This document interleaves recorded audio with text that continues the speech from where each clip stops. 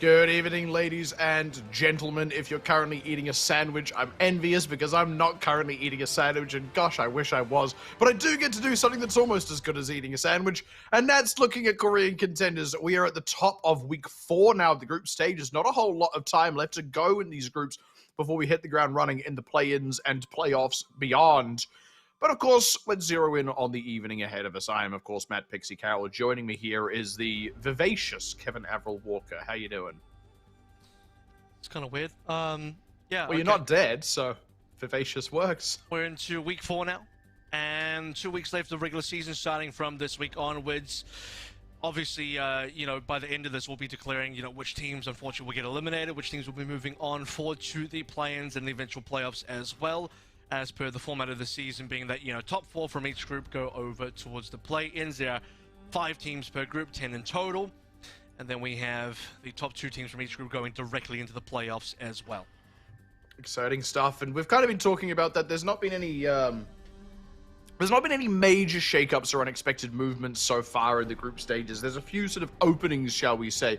Really what we're looking at is what's the disparity going to be between these teams. You can almost entirely pin who is going to finish in what seed with just a little bit of jostling left to do. Like I said, it's a question of the gap between the different teams at the different seeds. And I think what we saw last week more than anything else is there's a wee bit of a gulf between the second place and the third place teams in each group, at least with where the current standings lie. With that, let's go ahead and actually take a look at those standings. Obviously, teams haven't quite played out all of their matches. And that GC Busan one is ever so slightly misleading because they've played 3 matches. Team CC have only played 2. But GC Busan lost to Team CC last week in quite resounding fashion. So even though they currently sit in the group standings ahead of them, you can expect them to finish the groups at least in 3rd place, if not 4th behind them. I think 4th is a bit unlikely at this point, but that being either way, Team CC you can expect to be ahead of GC Busan, and it's exactly what I was talking about. The gulf between those 2 teams, between that 2nd seed and that 3rd seed, was enormous. There's only 3 undefeated teams so far here as well between O2 Blast, T1, and Talon. Obviously, CC had that matchup versus rivals inside their group's Talon in the first week. They took that loss there, so they're down 1 match, and they still have 2 more to play through, including 1 today and then 1 next week as well. You're talking about GC Busan already. They are taking a break this week. They'll be coming back next week to finish off their final match. It'll be against Talon Esports, so they might be sitting at a 2-1, but they still have yet to play Talon, who are table toppers. That might end up putting them in 2-2. We'll see what happens there. Maybe a possible upset. Let's take a look at what games we have to look forward to today, though. Obviously, already teased potential matchup here coming through from Team CC versus WGS Phoenix. That's our 2nd match, starting the day with T1 versus JNGK. So T1, we have seen a little bit of, but they still have 2 games left to play, including that very, very important O2 Blast match next week as well. The second matchup tonight as well just kind of follows on from the trend set by the CC-GC match last week, insofar as we expect Team CC to win. We expect them to win in pretty resounding fashion, but this is where the wiggle room maybe exists for WGS Phoenix. Because in all honesty, a not insignificant amount of these end standings will be determined by matches that happen quite early in the group stages. Now, in theory, every team should be better at the end of the group stages than they were at the start of it. WGS took a relatively early loss to GC Busan. If they perform better against CC than GC Busan did, then that maybe speaks to greater potential for WGS moving into the play-ins and playoffs compared to GC Busan, even though GC Busan are likely to finish in this group ahead of them. Just wanting to throw that out there. Not going to be relevant till the 2nd match tonight. Let's go ahead and take a look at that first matchup, though, T1 versus JNGK. And like you said, it's been a wee while since we've seen good old T1. Nice to get them back out of the shed once again. Obviously, the hero pool, same as it has been for the regular season so far, and will be the exact same for the entirety of the group stages still. So we'll still be experiencing the hero pools for a while, even though, I mean, probably have noticed by now that Counter Cup just concluded, so as we head into play-ins for the Overwatch League, hero pools are out there, and as we start to end the regular season here as well, probably end up matching that, both Contenders Korea and also the Overwatch League will be ending hero pools roughly around the same time. So here we go, T1 versus JNGK for our opening matchup tonight into week 4, and T1 in a position where they can use this match to catch up to O2 Blast, who are currently at 3-0. Notable scoreline difference here is going to be that O2 Blast are currently sitting at +9, which means they've gone undefeated entirely in their 3 matches played so far, 3-0 every single time. T1 did lose a map early on first week to Starlight, which means that even after this, they'll be at a +8. So the tiebreaker will sit that they are still 1 map behind O2 Blast, and that tie won't be broken until they end up playing O2 Blast in the final week. Exactly, and I mean, that is going to be, if you will, a title bout for this particular group. But I mean, even then, from the outset, you look at O2 Blast being favored there. So all of this up until that point is T1 sort of showing their strength and getting a bit of time to, shall we say, close that gap, assuming that a gap does indeed exist. But let's go ahead and actually meet the teams, obviously.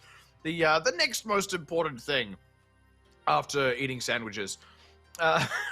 And yeah, pretty straightforward here from T1. Like I said, we haven't actually seen them for, I think, a couple of weeks now. I'm pretty sure we didn't see them last week, so we haven't seen these guys since week 2. But I mean, the talent speaks for itself across the board here. There should be a lot of recognizable names to you if you are a fan of either Korean Contenders or London Spitfire. So they last played week 2 versus BM. That was a 3-0. And I mean, BM only got the 2 points on Kings Row, nothing on Ilios, nothing on Rialto. They included full hold on Rialto as well. MVP went over towards Cleston, and I believe that was the. Well, it wasn't the day of the flex tank. There was one day where it was all flex tank, but it wasn't that day. In any case, it doesn't really matter. We'll see how T1 performed today. This is, again, a very good opportunity for them to catch up to O2 Blast, 3-0 here. Obviously, for JNGK, it's going to be a pretty tough game, a very challenging game. JNGK are kind of still waiting for their matchup versus Starlight in the final week to maybe get their first win of the season. Look, if they were to get it here, that would be a major upset. That would be O2 Blast's favorite result here, and it would really damage T1's results this season in terms of trying to catch up and get that first seed. So that would be huge for JNGK. But JNGK, again, likely not going to be able to get that win until they face Starlight in the final week. And Starlight themselves, we'll see how this week they do, as in they get to play BM, and maybe there's an interesting thing there where the tiebreaker between them and JNGK could end up happening, or if they just beat JNGK, then they get to survive. JNGK's season now kind of rests upon the fact that they need to scrounge together as much as they can in any way they can. That's, I think, a pretty straightforward way of looking at it. And yeah, they're on the ropes as well. There's no two ways about that. This is going to be a tough matchup for them to really come into with a hope to win outright. So yeah, it's all about what the performance is actually like relative to that. So there's been, I would say, a few kind of shining lights across this team. Obviously, we're going to have Spint over on the starting roster. They've actually got a couple of DPSs that they tend to rotate through. You tend to see Arch in most of the time, and he's been a pretty consistent point, I would say, for this team. T1, well, not the T1, but JNGK have a pretty deep lineup as well. I mean, they've been rotating through a fair few members. They got like 4 DPSs on this team. They got Hwang Jun Sun as well, who, you know, we found out and noted last week is actually high-end, which is ex-JNG player, so very well-known. And probably one of the few really well-known players that exists on this roster. But, you know, they've been pretty clear about the fact that all 4 DPS on this roster have had playtime. Obviously, only the 2 tanks and the 2 supports, so no changes there whatsoever. On the T1 side as well, they have the 3 DPSs, and I don't know that we have seen Kadalis get so far in the season. I'm pretty sure it's only been MN3 and Zest, so I don't know. We'll see. We'll see if Kadalis gets some playtime today or not. Yeah, it'll be interesting to see, actually. I miss him. I'll say it. I miss him. At any rate, what do you miss about I him? feel like I just miss Kadalis. I feel like I haven't seen Kadalis in such a long time. Really specific about it, exactly what it is that you miss. I miss his Sombra play. Okay. I'll just believe you on that. No further comment. I'll just believe you on that. I'll trust you. Do you have a particular reason to disbelieve me? I don't know. I just you have a mustache, and I find that to be I find you to be mistrust. I'm actually in the process of growing out a lockdown beard, because of course we're back in our most extreme lockdown over here for at least another week, which is a really long-winded way of saying that this is an entire week's growth for me. Which for every other country in the world is like an actual lockdown. Most people don't know what the most extreme lockdown is. They've really never experienced it. So yeah, they've just kind of been you know, sort of like, well, we're in complete lockdown, but you can go to the pub, but not after 5 p.m. because that's when COVID comes out. I don't know. It's but no, it's great. I'm having a great time. Everything's fine. It's fine. We're fine. How are you? Aside from blurry. I don't know why. I don't know why either. You know, I think it's because you went to it's because you went to McDonald's and you ordered just a meal, but then you made the mistake of ordering a dessert. You got a McBlurry. It's not focused. I'm not too sure. I think it is. I don't know. I think I've never known you to be an unfocused man in the first instance, so we'll get to the bottom of it at some point. Yeah. Maybe it's like your webcam hasn't got its glasses on. I'll turn it all off, and you know, you'll talk to just like nothing here for a little bit, and then we'll just see what happens. You'll hear my voice. Everyone will hear my voice. You just won't see me for a little bit. So I'm sure I don't look at your face when we're on air. I look at the camera so that it looks like I'm looking at the audience. At any rate, let's go ahead and get it. I'm pulling back the illusion here tonight. Let's go ahead and get stuck into this match between T1 and JNGK. Obviously for T1, it's all about staying the course. It's all about slowly but surely angling towards that match they're going to have against O2 Blast next week. For JNGK, kind of fighting for dear life here. Anything they can get, any maps, any points, any signs of life that they can maybe take to squeak forward and avoid that 5th place finish against Starlight, we'll have to see. So let's go ahead and get stuck in.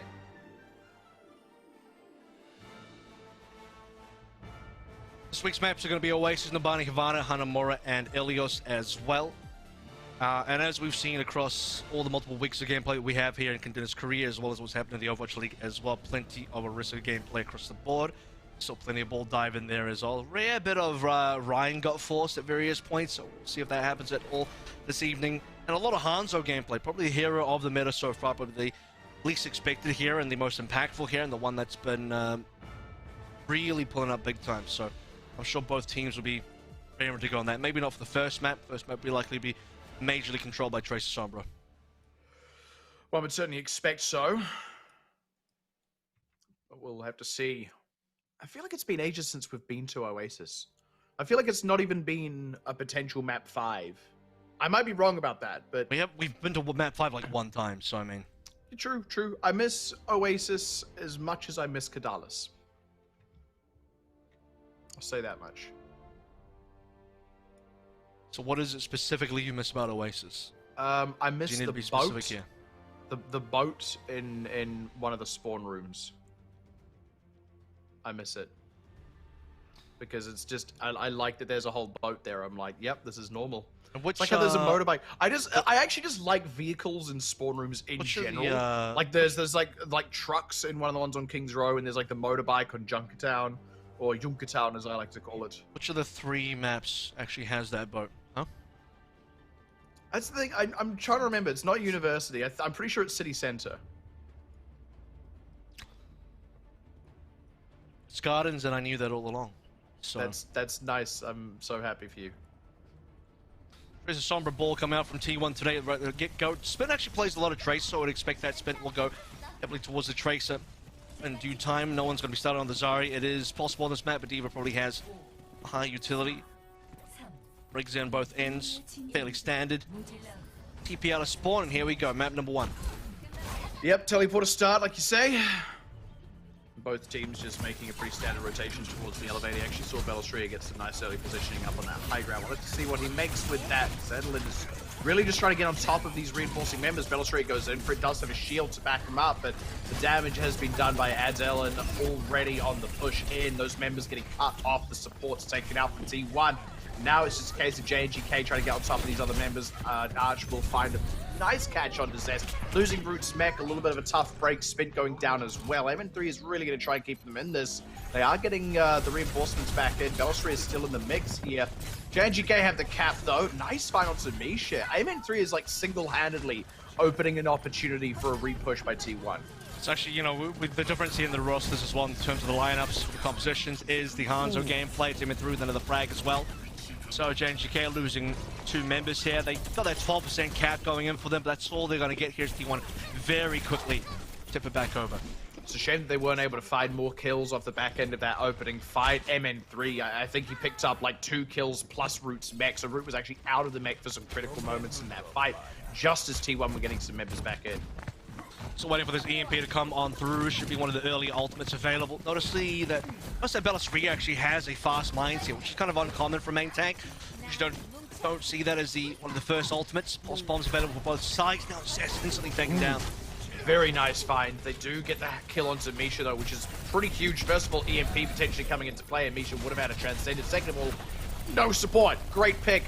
Is even Stevens for the time being. T1 pulling ahead on the point. Neither team really getting much more done. Ultimate's going to have to be committed now. The EMP first does actually kind of backfire a bit. They finally kill off Kara, but I kind of feel like the damage has been done here. Again, losing the support's a tough break, but JNGK, they're going to have Misha coming back in on. They've already forced Krillin's Transcendence. Pulse Bomb goes wide out of Zest, and now the minefield out of Adrenaline actually gets committed before Bellastrias, despite him getting it so much earlier. JNGK are throwing everything they can at this. They sense an opportunity for a fight when the rally running out of Unique. The Transcendence now from Misha Kara because he died, does not have his own rally just yet. No further casualties. Finally, Misha going down. Root going to get demech'd. I believe that's the self-destruct. Yep.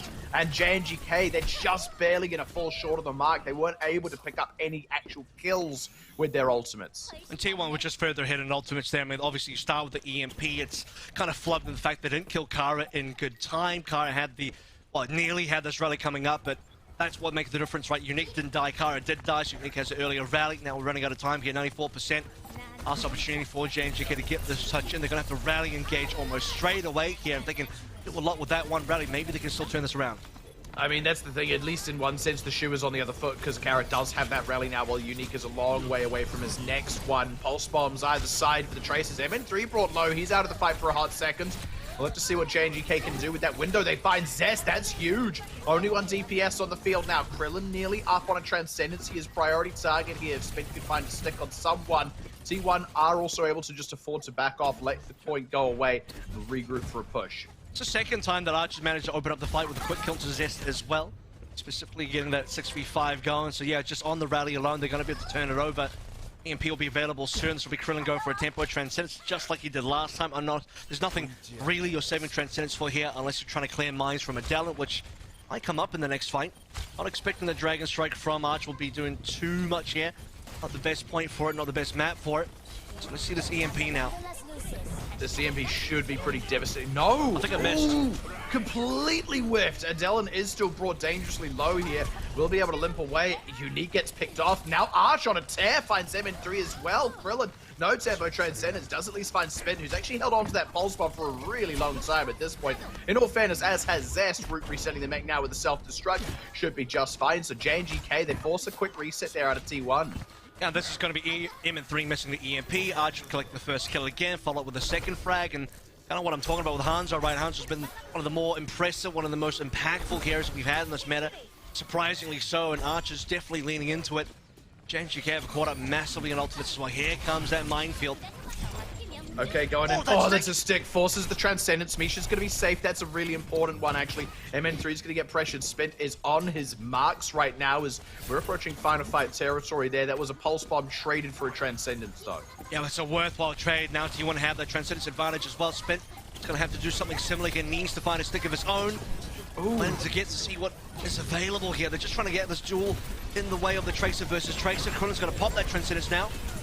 And, I mean, okay, sure, the Pulse Bomb just kind of got tossed out into the middle of the team, surrounded with the Transcendence. First kill does go on to Krillin, though. Arch down, that's big. The rally running on both sides and Root out of the mech, so Kleston's got an opportunity. Also, much less damage mitigation, with no DPSs left. JNGK, they're in trouble. This EMP. First one he did wasn't so hot, or at least the prior one. This one is the absolute bomb dig, and he finds all four. They drop Kara. Root will be able to remake here, so JNGK, if Arch can come back and swing in, they may be in for something here, but it's looking increasingly tenuous. The Dragon Strike comes across, not even so much as a DMAC on Kleston. Misha gets picked off. MN3 is on an absolute tear right now. Even the hack on the Spin as well, just making things really difficult with JNGK. They're running out of members now. DMAC. Zest with the possible pulse bomb stick. Even Arch, I mean, he's done so well so far on the Suns, but I don't think he can save it anymore. He would need to kill the entire team of T1, and there just isn't enough time. There aren't enough members alive for JNGK. That's the thing, this hasn't even been trades, really. It's not like T1 were getting kills and JNGK were trading back. It was like T1 were getting like 2 kills in a row uncontested. JNGK were always in like a 3v6, 4v6 situation, barely holding on. Which was good, because it meant there were opportunities, maybe, for someone to just absolutely go off, but that never ended up coming to pass, unfortunately. This is the thing with JNGK. I actually thought they had reasonable advantages. They had a lot of fights where they pulled through where you weren't expecting them to win. And mostly that's come off the fact that Archer's found a lot of impactful hits on this Hanzo. And going over towards University now. It's going to be ball back for Adelin. It's going to be Bellis over towards the Winston here as well. So there's going to be Nano Winston, Nano Blade as well into the Black Soda with this Sombra being played by M3 once again. This M3 Sombra was doing quite a bit of work on the last map, and yeah, there was that one with EMP like you mentioned, but everything else seemed pretty solid. Doesn't get detected fairly early though, so that's going to be an instant translocate, and it may be a catch as well. Ooh, oh man, that was potentially silly. Adelin slept in the meanwhile. He's actually looking into a bit of trouble. Zest is really staying on him. Yeah, between him and MN3, they're going to be able to find him, knock him out. Zest even able to slip away. No recourse there as Arch gets taken out by Claston on the dive. So that's already a hot open for T1. JNGK just completely routed from this point. T1 will be able to get the first cap. Excellent bait and switch there. I mean, JNGK looked like they had the catch into MN3, who then gives them the slip and managed to find a manual hack into Adelin. T1 then get that frag. 6v5 enabled. Suddenly JNGK are behind, massively Arch now, swapping over to the McCree for a bit more anti-dive value, especially versus the Winston going in via the Nano in probably in the next 10 to 15 seconds. As Quinlan's not that far away, and there's not a lot of defense on the side of JNGK. T1 are happy just to play this for as much time as possible, slow it down, really saw it through, and now the Nano that is available is going to be really deadly. Zest nearly on a Dragon Blade here as well, by the way. Does have to contest with the bash and the flashbang. Nice sleeve and a bio nade. Belstray does get taken out with the dive, but Kara's traded, and that does mean that this is free pickings with the can opener. Zest able to pick up two, does pop it away, but that's more than enough damage done. The Nano obviously committed in that fight as well. T1 just extending the lead. And Adelin is still on the run here as this is going for the search. As we did have Bellis die early on that last fight. I'm sure T1 were probably aiming for the Nano Blade anyway, but it made the decision all that much easier when you win. Winston, your main tank, is out of the fight. MP will be the opener for the next for T1 now, as Misha is still really trailing behind on this Transcendence. 10% away, but that 10% really could be costly if T1 can land this in the right time. Let's see if they can get all their ducks in a row. One would expect they can. MN3 though, he has been a bit hot and cold, and this one's cold. That is a complete whiff. Misha might not even have needed to commit the Transcendence with how that went. I mean, it caught root only. Even so, Spin does go down, so the fight still breaks out around JNGK. The minefield down, but a great bio nade means Adelin's melted, and JNGK not really finding any kind of foothold, despite a very poor EMP and Misha actually having the Transcendence at the start of the fight. They found nothing while that was running. That is a real tough break. And now it's probably over here, 94% and counting. JNGK have not a lot to work with. They really need to touch here with Adelin. As this will have another blade. In fact, it'll be a Nano Blade. The Nano Blade should be closer. They won't even need it. It will be T1 cleaning out 2-1. And JNGK reasonably competitive on our opening of City Center there. University, not so much, not at all, actually.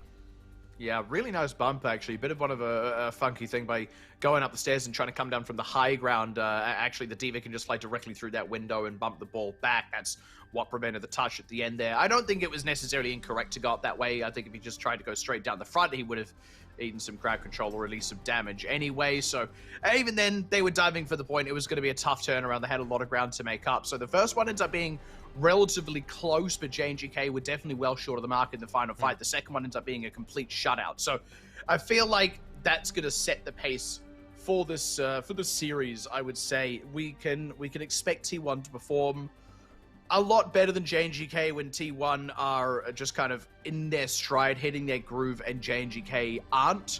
That's how disparate the two are going to be.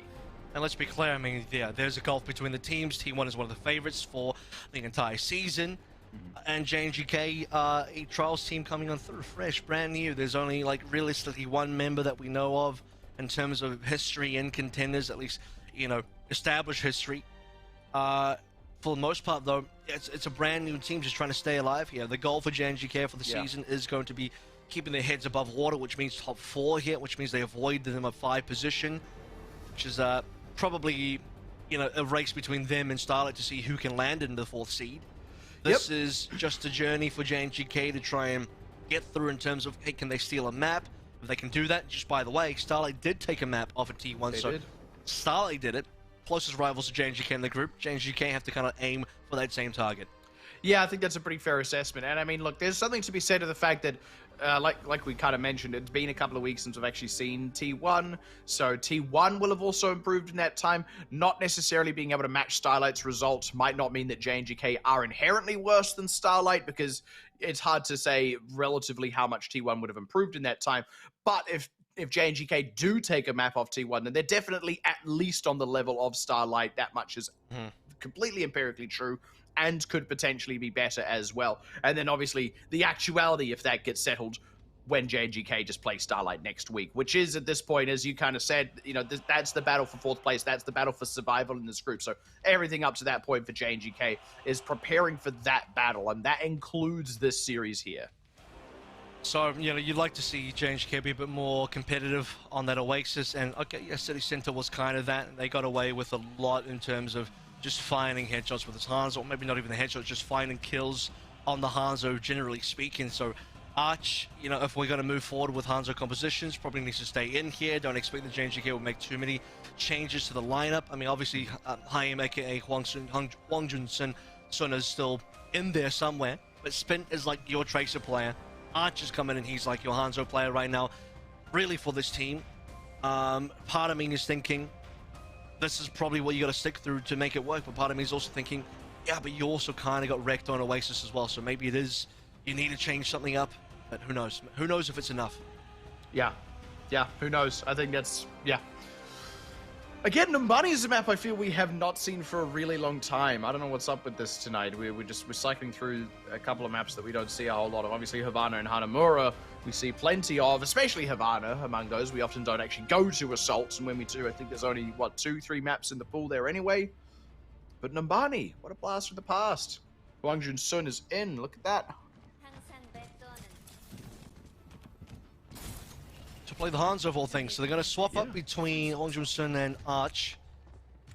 Arch will be the one taking up the Tracer this time around, as Hwang Jun Sun will be on the Hanzo with this Winston dive from Misha, so it's going to be the classic Numbani, Winston Nanos, same thing on the T1 side of things, getting rid of the Genji this time and sticking mostly towards the Tracer Sombra, what we saw on City Center. Krillin back on the Nanos for Bellasaria, so it's pretty much the exact same on that exact same for both of the teams. JNGK just favoring more of the Hanzo today, T1 favoring the Sombra. And obviously both teams favoring the Winston as well.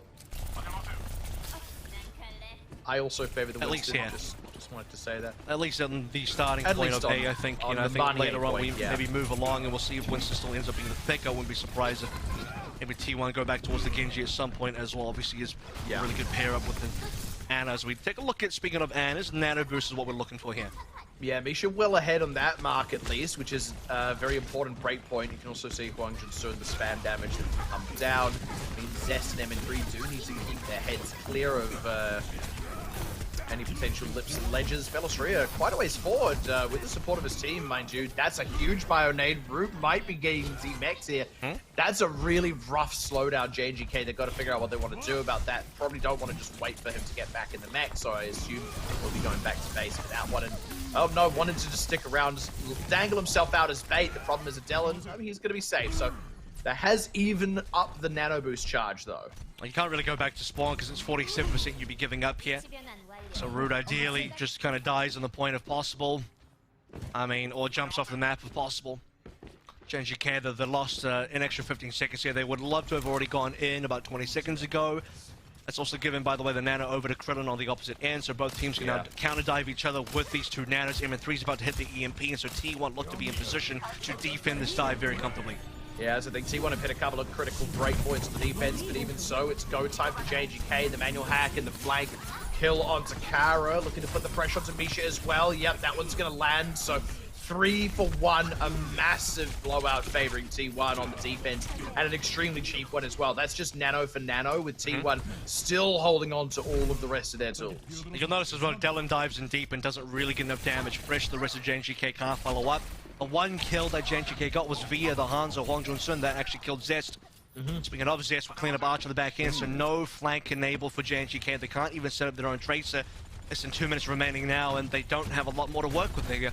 Originally would have loved to have gone for a Pulse Bomb. Primal's available on both ends. T1 have 5 ultimates, and Krillin's charging ahead of Misha as well. Really what's happened there is they spent a nano boost to gain 55.2% on the point. That's the net effect in that last fight. Monjun pressured up on this high ground, ducking for cover. No Velos Reyes right on him. Adelin now slept as well, could be left out in the cold as JNGK are starting to pull back from this position. Adelin's going to be able to get out. He's Primals. Has to pop Primal. It looks like they're just going to try and turn this into something aggressive. It does kind of force out an EMP from MN3, but it's still a successful one. Finds Kara and Root, the former dead, the latter, who's to say Adelin long gone. The Primal Rage is Velos Reyes' turn now as Root nearly demexed. Adelin brought low, finally picked off. And this is a fight that's not happening on the point, by the way. That is a trade for trade there on the main tanks. Weston will not be remeching. That's always a fun one. I love when they die to the Diva remech, but JNGK actually have an opening here. They have the ultimate advantage for sure. Gontra Sin is going to be putting this Dragon Strike over towards Spawn, just cutting off the respawners here for T1, who at this point in time are waiting for this nano boost. They've given up to Tex now. They have to go into the 90% like Velos Reyes died, and he can't do it in time. Might have been moved up by Kara, but certainly it's a disaster for T1. Yeah, that's a bit of an oopsie because, I mean, they didn't have to continue pursuing that passenger play. They're the ones who opted to prolong the fight there. At any rate, trading both the main tank and then the flex tank. I mean, they didn't even fully trade the flex tank. Ends up just being a disaster for T1 despite being a solid start to the fight. And now this is just kind of the follow-up from that, as a lot of them are stuck way closer to the cart and the fight than they'd like to be. Huangjun's served by the skin of his teeth there, by the way. But JNGK, they're going to keep the cart moving. It's not being a high-value Dragon Strike, again, an ultimate in these type of compositions that doesn't normally get a ton of ultimate value. I mean, there's no Orisa there to set anything up on either side. There's no grabs, obviously. For T1, plenty of time to actually get the counter, to get the retake going, but I think Velos Reyes was maybe not in the right position there. Obviously, the nano calls the right play, and they would have been able to follow up with EMP plus ball spawn to really get that full hold potential into play. Now JNGK just playing forward, holding up. Adelin has the nano, has popped it. Well, the Misha's popped it onto Adelin. Yep, Huangjun soon gets picked off, which means MN3 can hold on to this EMP. Pulse Bomb just kind of lobbed out, sticks onto Misha. 2 for none there, right out of Zest's pocket. Very nicely done, and now a third to come through onto Kara, so JNGK gonna have to, I mean, they're gonna have to abandon this cart position in a big way. Archie even going down. Nice find by Zest. T1 back in control. Didn't take them too long there. I mean, the nanos came on through from Misha onto Adelin, and JNGK just couldn't stop the tide of T1 flowing on through. Speaking of the nanos, it will be Krilling's turn. This time they can make the play happen what they wanted to do over back towards A in terms of the retakes. Will be nano back onto Velos Reyes, followed up by an EMP, and that should be pretty successful. JNGK though, first shot coming on through, it's the Dragon Strike. They got the ultimates to kind of back themselves up here, as much as their EMP is a big threat. Manual hack into kill onto Kara, nicely done. Adelin slept and just Big purple. kind of manhandled on this front line. Not able to get much out of that Primal Rage, unfortunately, as T1 have abandoned that position. And now JNGK is going to have to crowd back towards the cart. I mean, they got Kara down, they got the Brig going, so I'd say that's fairly decent here. Is now T1 are in a good position where they didn't actually have to use the nano. I would have assumed that they put onto Velos Reyes after the Primal anyway, because he was on 1 HP, but survives the anti-nade coming through from Misha. It's about 40 seconds remaining now, and JNGK have slowed down pretty massively. This payload hasn't been really moving for a while now as Misha goes down. Huge manual hack, and now MN3 even finding the kill onto Kara, whose bash went wide, so that ends up being an absolutely free 2 for nothing, 3 for nothing now, as again MN3 absolutely activated and awakened. JNGK can barely catch a break, and T1 just kind of holding on to all the chips here. It just feels like T1 doing what they were planning to do over towards A again in terms of that retake, just once more putting it out there that it's just a bit of a shame that T1 never got that going. JNGK just pushing it away as T1 just holding this EMP over the head of JNGK, always threatening it. You never know what it's going to come in through, but this will be the fight.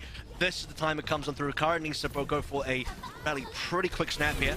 There it is. Okay, there we go. Manual hack first onto Misha, so no nano boost for the time being. Zest Pulse Bomb gets set by Root, so that's something to kick things off. We'll have to see what Arch get done with his, but there we go.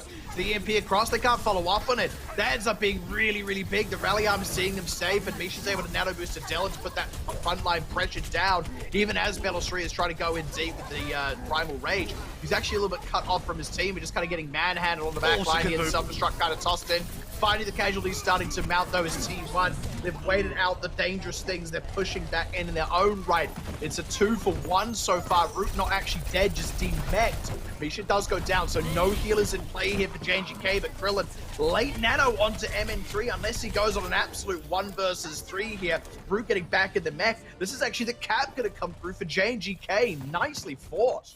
I'm really impressive there as well that Hong-Jun-Sun moved over towards the Sombra in that last 40 seconds over the last reset. He gave up on this Hanzo, which I believe had about mid-30s charge, about 35-ish kind of charge, on towards the next Dragon Strike. Definitely gearing up for this potential C push. Finds an EMP in the middle of the OT, where the fight gets extended fairly long. It starts with a nano boost for Misha after they already lose supports. They lost Kara. JNGK now trying with the last minute to get the snowball going. Would love to see another EMP here, but MN3 will have it first. I mean, everything up to the ACAP has been an absolute bonus for JNGK, and that's a bonus that's now going to see them at least a significant of the way through C. I don't know that they'll get a cap, but the kill onto Kleston's a good start. If they can keep him disrupted, not ever let him accrue charge, that's going to be really great for them. And look at this, Arch is activated. JNGK just have so many frags. They're Kleston on a fresh Zarya as well, no energy. Really difficult to do too much, not expecting a grab, and honestly, Hong-Jun-Sun might give that secondary EMP now. We're still waiting for MN3 to pop a little bit earlier. He has a good time, catches all 3 supports. Very nicely done, no nano boost in play, cutting off Kara just shy of a rally as well. It's the 1-for-1, Kleston goes down, that's big. Root slept, but Adelin, if they can keep him alive, nope. The manual hack to stop the nano boost, very important timing. Adelin just shy of a primal, gets the 2. The EMP across is a little bit lackluster, unfortunately, out of Hong-Jun-Sun, and Zest is actually going to be the DPS to keep that point on lockdown as it hits the overtime. The reinforcements there from T1. JNGK just barely going to come up short, but again, T1 were gearing up for a retake on A. They missed out on that opportunity. JNGK, they were given an inch. They have taken an absolute mile. Yeah, as Adela will go down here, JNGK had the last vestiges of what it was remaining on this attack, and even the 69.42 meters is honestly plenty considering that context, right? They probably might not even have gotten the A cap had T1 been successful. They got past B in the overtime, had a pretty clutch EMP plus nano play. Speaking of which, that's exactly what T1 did on the C defense to make sure JNGK had no chance of capping. Even entering the conversation of JNGK maybe capping here, seems like it shouldn't be the case. Seems like with a 1:30 time bank after doing B and OT, really no team is really expected to cap at all. But when you look at the payload distance, it's right on the end there. And maybe JNGK could have actually gotten it done. T1 had a really nice EMP from MN3, catches the entire backline, double support, gets Root as well. Kara goes down, no rally opportunity. Misha gets there manually hacked as soon as the EMP is over. No opportunity to use the nano, and JNGK are done. No supports, no win. And now T1, they have the work cut out for them. Yeah. They pretty much have to finish this entire map, and I mean, we'll see what they get in terms of time here. There was not going to be a time bank, but how much time they have available to get towards the end of C. That's the thing, they effectively have to cap out, which actually presents JNGK, I should say, with a little bit of an opportunity. At the very least, they've created the opportunity for themselves to potentially get a full hold somewhere here. I think the game plan really has got to be big slowdown on A. I don't know if they'll get a full hold, but if not, big slowdown is important. And then a subsequent big slowdown on B, I think, might be enough to keep T1 lidded. But it is going to be a tough ask for JNGK on the defense. Hong-Jun-Sun back over towards the Hanzo here as well. Archer giving up on the Tracer, which obviously was pretty good for the attacking side of JNGK. It'll be Sombra Hanzo, which is not as normal. I say that, but we actually have seen some Sombra Hanzo. It's just not as much dive pressure. We're looking for opening damage, opening picks here. Kleston over towards Zarya, so building energy here. For T1's attack, it's not just about getting Krillin's nano boost, it's also about getting Kleston up to 99.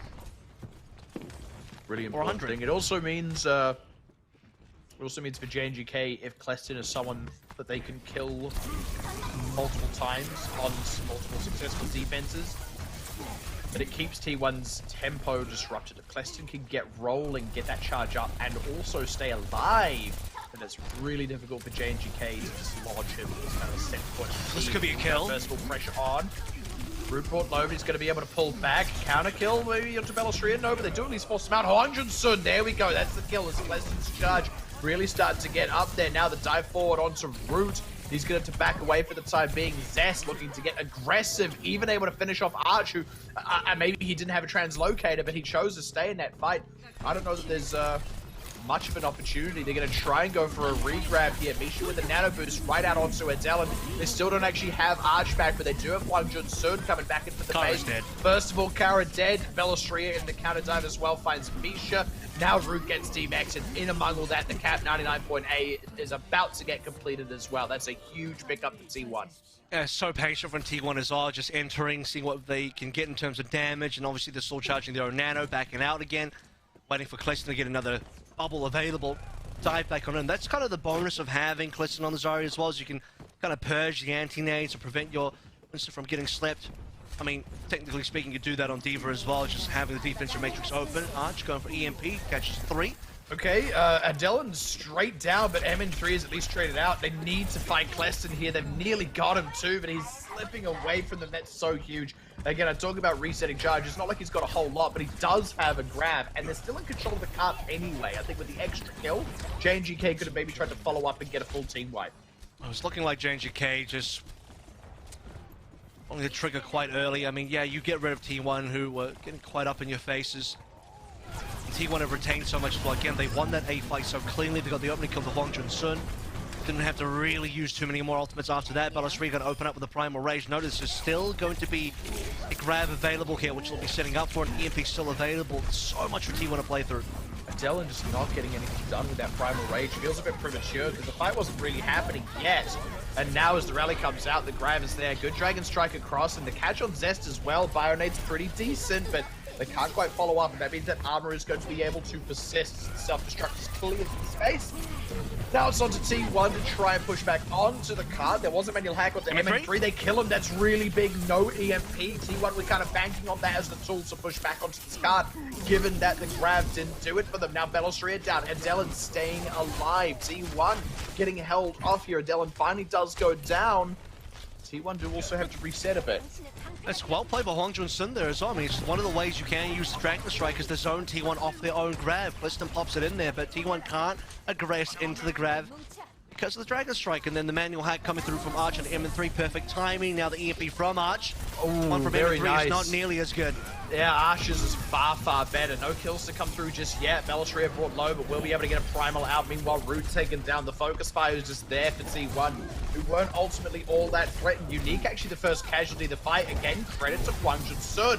They do find Arch out, but that is the end of Belastria's Primal as MN3 goes down. Traders there onto Hwang Jun Sun, so no DPSs for JNGK. It's all on Adelan, but he does have a Primal. Kleston has got to be a priority target. He's got the anti-heal on him. They find out Krillin. Kara does get bombed down. That's with the rally getting barely any value as well. Super unfortunate. Nano not going to be able to come up. JNGK, they're tooth and nail on this point, but T1 are getting back in control of this card. And Kleston still has this grab as well. Would love to save it for that C point. JNGK look like they're faltering. They've run out of members here. Kara and Misha both going down in the final. Like you said, no nano opportunity. Misha dying in the high 90s. We'll have it now, but there's going to be a C fight where it takes place. Kleston found 100 energy in that fight, by the way.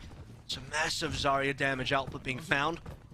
T1 with a great opportunity. 3 minutes and 10 seconds to finish the map and get the win here. And obviously no talent bank is required, so one grab plus a nano. There's a nano coming in early. Yep. Belastria does take an anti-heal, but also not really able to get enough focus fire down to threaten his life. Especially with Root hacked out and, barely able to reset with the self-destruct. That does mean he's not really supporting Adelan on this counter dive here, who has the nano boost on him. Now his own anti-heal getting landed down thanks to Krillin. Look at the damage and charge out of Kleston. He's just waiting for a great grab. Root slept. This is his opportunity. If you just gotta go for it whenever, there it is. Straight out. They find two with it. EMP across from Arch. Good quick counter. Can they get kills though? Because they're still on the dive. They find Kara, they find Root out. Adelan now, bit of a sitting duck. The Primal Rage is there. What can they get done? They finish off Belastria at least, but Misha's dead, so there's no support. See, Hwang Jun Sun doesn't even get the Dragon Strike off. It gets cancelled mid-channel thanks to Zest. EMP across from MN3 just to close out the last couple of meters. Root's going to dive for it. Manually hacks. Quick D-Mech. Quick finish off on all these squishy folks. And a stick to boot. Zest just wanting to flex on Kara at the end there. So JNGK, no cigar. And notice there wasn't even a grab pulse coming through in that fight either, so they didn't have to use the ultimate combo. Probably would have helped them a lot, made things a lot easier. Yeah. As T1 get it across the line, M3 being very patient with the EMPs, and okay, some of them were a little bit weird and didn't have massive valleys, but otherwise T1 were probably winning so hard that it didn't even feel like it made too much of a difference. Arch might have had some better EMPs, but that didn't end up helping JNGK win. The T1's team difference here, in terms of how much better they operate as a squad and also individually, putting them across the line, Zest in particular, is really hard diffing JNGK. He's just getting a ton of value, a ton of kills, isn't being stopped up there. Doesn't feel like, you know, Kara, the brick player on the other side, has done enough to try and control, and maybe that's not necessarily his fault. Could be a lot of factors in there. Could be a lot of pressure coming through from Balassaria, who's also not going down that easily. T1 found a lot of momentum there. Grab into a kill. Cliston with a decent amount of energy. Cliston barely died as well, and T1 comfortable 2-0. Yeah, comfortable I think is the way to put it. And we were sort of saying, like, look, the credit was there to JNGK to actually get as far as they did, but I mean, it's T1's prowess that they didn't even really struggle to get to the end of Numbani. JNGK made it interesting in a couple of moments, and don't get me wrong, but it sort of feels like, you know, whether T1 had full held on A or whether he'd even gone to a full cap all the way on C, I feel like T1 were never going to be particularly challenged to win the map. JNGK was still going to have to pull something out of somewhere, and they nearly did, but just not quite. And it was far enough away from that again, like T1, they're just demonstrating the prowess. Like, the gap is very big here. There's no avoiding that fact. This is an unsurprising result so far. Would love for it to potentially start to change, or at least have a few chili peppers thrown in for the pure spice a bit. But if that comes to pass, it will do so after this break. So don't go anywhere. We'll see you on the other side.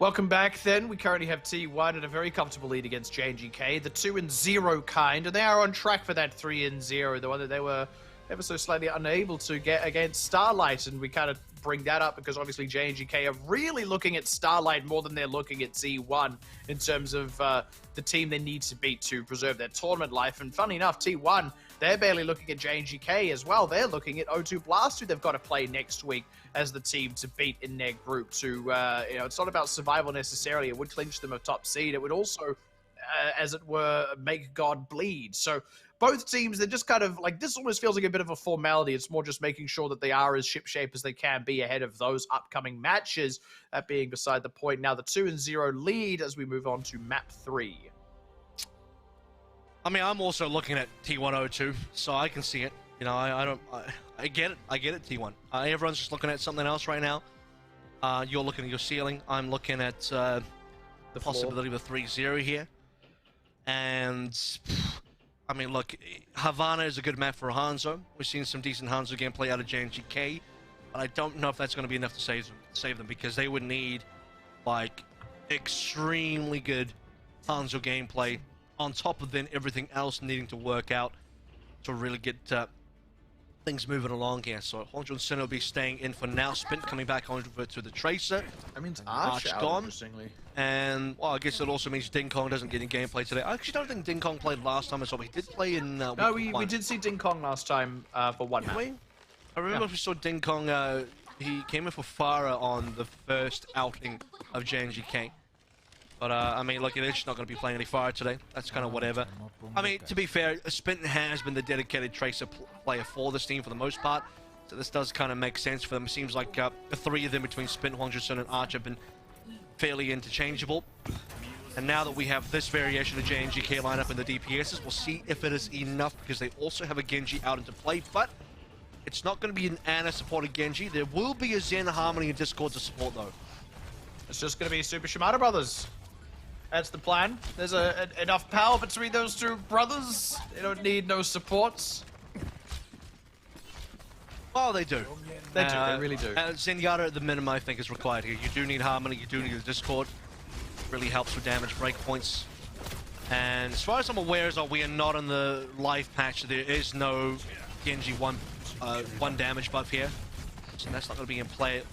JNGK on the first attack or get the payload in the right positioning. They're not going to be having to deal with the green room side of things. They can just focus directly forward, and Bellastree got taken real low there and instantly fragged down. That actually worked out really well. The spam damage onto the shield from Hwangju-sun and the rest of the team just kind of chipping away Bellastree, bringing him low without quite enough healing, and then you saw Spit seeing a dash opportunity going straight in while Bellastree is separated from the team, so they're going to respawn on the ball. This actually opens up for potential cap if they can get a good fight win here. You already see Adelin going aggressive, running interference. Okay. Good counter dive though as Zest pops Misha. Pretty straightforward stuff as T1 just had a man disadvantage. Not quite losing Pleston's mech there, really critical staying in it. They come in with a straight man advantage now as Zest is still running interference on like all 5 of these members. Hwangju-sun finally pays one back, but honestly, the stick onto Root taking out the mech, I feel like the damage has been done really.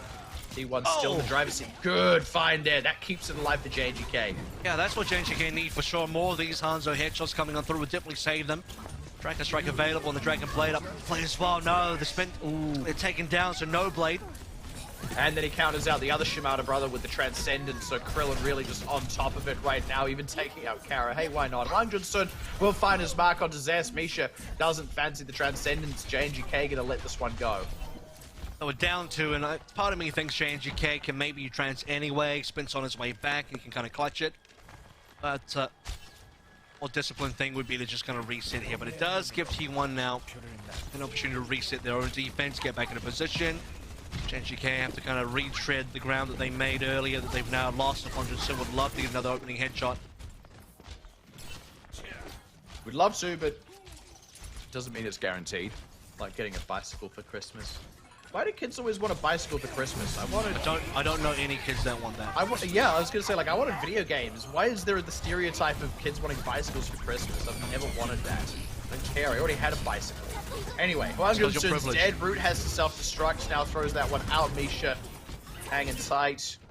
Transcendence just trying to keep some presence around the cart. JNGK, they haven't found it. It kills to make this one up, unfortunately. Dragon Strike out from MN3. Good kill onto Krillin, but it's traded for Misha. You can argue it's better for JNGK because they take the Transcendence off the board, but Spin is down. MN3 finding his marks there. No troubles. Roots team next. Hungjun Sun goes down as well. Didn't find anything with the Dragon Strike, so again, JNGK going to be forced to reset here. And T1 always walking out the other side with the ultimate advantage here as well. They rally. Still have a tiny bit of armor there. No, in fact, they've used up all the armor, but Krillin has the Transcendence. And this is how T1 have been operating all 3 maps so far. It's looking likely to be a full hold now. 30 seconds remaining, and JNGK don't have a single ult to play with. They don't look like we're generating one either. No one's above 50%. Spin's the highest charge at 44. And T1 for 3 maps in a row are consistently ahead in ultimates because they don't have to spend as much and they get higher value ults for the most part. It's a nice find from Roots, just a bit of a bonus morsel, shall we say. T1 though, they have the ultimate advantage by sheer merit of having the only ultimate on the table in the form of Krillin's Transcendence. Is the clock about to hit 0? Oh, right, MN3 just nails Spin. That's already a heartbreaker. Hungjun Sun down. Dragon Strike out as well. Just going to separate half of the team here. Kara stuck in the back line right now. I don't think there's going to be anything that JNGK can do here, unfortunately. Clock's going to run down. And T1, they don't even have to fully cap A at this point to close out the series. MN3 in 2020 was well known to be a Widowmaker player. He was one of the better hit scans in in the 2022 seasons that we've seen. 2020, 2 of the seasons on 2020. I know I just sound like I said 2022. I'm already looking for next year, man. I'm already eyes forward. He's so good. He's going to be good next year. He's already there. No, but he was one of the few players. He was one of the players on Element Mystic during the 2020 season. The now unfortunately gone Element Mystics, and all their players have kind of spread themselves out across the various teams in Contenders' career. But my point here being is MN3 was a well-established sniper player from the 2020 seasons. But that was mainly on hit scan. Here he's playing the Hanzo on that projectile hit scan. It's a different look. But honestly, he looked fantastic there. The JNGK lost all momentum, and this is part of the reason why I kind of felt like Misha maybe could have just gone for the Transcendence. With your JNGK, you don't want to be losing tempo. If you are in the fight and you've got T1 potentially on the ropes there, Trance, have Spin and then come in, Dragon Blade, and maybe you can get it across the line. That's how you got to win, because as soon as you take your foot off the pedal, you give T1 a moment to breathe, T1 take control, they outvalue you, and it's over. It is a full hold. I think to really take the analogy to the next level, as soon as you give T1 a moment to breathe, they draw in a deep lungful, they huff, they puff, and they blow your house down.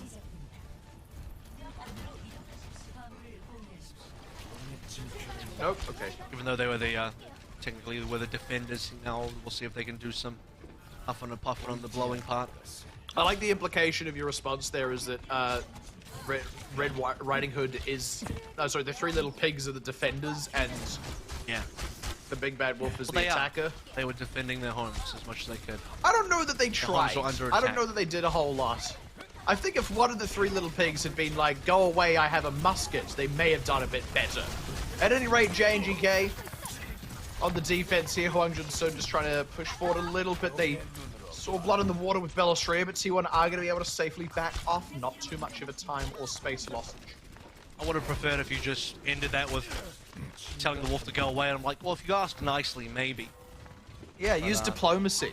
Maybe the wolf is just too persistent, as now we'll see that T1's persistency will probably get them this point across the board in short order. Misha's already lost the Immortality field, and I mean, at this point, the kills are going to start flying on in. Yeah, that was real rough. They put down the Immortality field just to try and stabilize real quick, and I mean, it got taken out in like 1 hit as soon as it got placed out, so there was no recovery time for JNGK. They get completely routed off the point. And at this point, I mean, Root may be able to come out and touch, but I don't know that they're really stalling for much here, the rest of the team. I mean, even as it is, Root is being held up by Zest, who's just running interference. Root will get all the way out to the cart. We'll see how long he lasts. Zealot is there with the backup, the Dragon Strike to come across as they've got the window as well. Pulse Bomb just warded off by the shield of Unique, and yeah, Misha's gonna, sorry, Zest rather is gonna collect a couple with the Dragon Braid at the end, just for pure style points. Didn't take too long there. 1 and done. Didn't lose the fight on the attack. Barely lost the fight on the defense. I don't even know if you can really say they lost the fight. They got pushed back. Certainly got met with some good resistance from JNGK's attack. City Center was close-ish on Oasis. And Barney at least went over towards C. So JNGK, yeah, they got caps in there, they got points in there, but unfortunately they won't get a single map, and T1 will be flawless in this exchange. Player of the match, Pixie. Player of the match? Well, I have my go hunches. to... Do you want to know? Do you know what my hunch is? What if I say no? Then that's fair enough. We can move on. You tell me what it is. Player of the match is going to be the old spice, the old zest. As honestly, yeah, look, the tracer difference was felt on every single map. Even the Genji towards the end there, pretty flashy. Although that being said, I think JNGK were definitely on their last legs there. Just, you know, it doesn't even require half and a puff, just a little slight breath will unfortunately knock them down. But well done by Zest overall. It was the clear player that didn't really have any bad moments, dominated the entire time. Yeah. M3, honestly, on the Hanzo was pretty good as well. You might think, oh, what about M3? You know, Sombra had some good picks over there. Not super consistent on the Sombra as far as the EMPs goes, so that kind of let M3 down a little bit. Good shout for maybe Balasria. Some good mechanics on the Primals and the Winston on the Barney, but that was also with the closest map. So yeah, again, overall, the player that dominated the hardest, and this is always the thing, and we have somehow seen a lot of these over the course of the season as well, but when you have a team that dominates another team so hard, everyone's going to look pretty good, but the player that looked the best is still Zest. I think that's completely fair, and I mean, there's even something to be said for the fact that he was unanswered, both in terms of getting shut down or getting matched. In both instances, Zest was a singular point, shall we say, whereas like even MN3, you know, he was getting shut down at times, not by his own fault, by the way. Like, this isn't like, oh, he was playing badly. It's like, you know, he was getting answered for in some respects, and yeah, that is also to say nothing of some of the more questionable EMPs, things like that. There's also things to be said, you know, the Hanzo play was good, sure, but Hwang Jun-sun's Hanzo was also quite good. We saw pretty decent Sombra play as well coming out of JNGK. Zest was just head and shoulders above everyone else in his position and on his particular hero picks as well. So that's going to be match number 1 done on. We still have to look forward to CC versus WGS, which could be not just the match of the evening here, but maybe for the entire week as well. Because looking across, yeah, we got Starlight BM, but I think this should be the higher quality match, so something good to look forward to. Yeah, absolutely, to look forward to. And I kind of laid out the stakes earlier with the result that GC Busan suffered at the hands of CC. So right now, WGS Phoenix may be quaking in their boots, or they may have their boots strapped on tight and ready to go on a march all across Team CC. We'll have to see which way the boots end up walking. That comes up just after this break.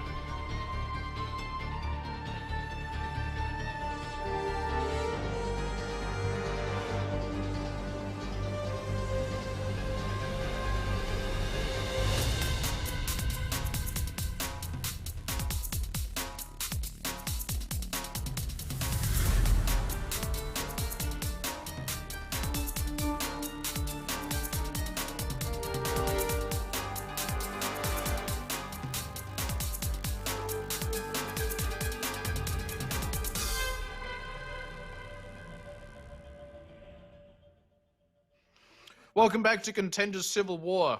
Contenders Korea. Sorry, confused for a second there. We have a second matchup of the night. Obviously, the first one, pretty much a slam dunk as far as basketball analogies go. T1, comfortable 3-0 against JNGK. Now we have Team CC versus WGS Phoenix, and I don't know enough about basketball to make an appropriate analogy here. Traveling. Winter Soldier was the better movie. Don't at me as we head over towards our next match of it for the day here. It is going to be WGS versus Team CC.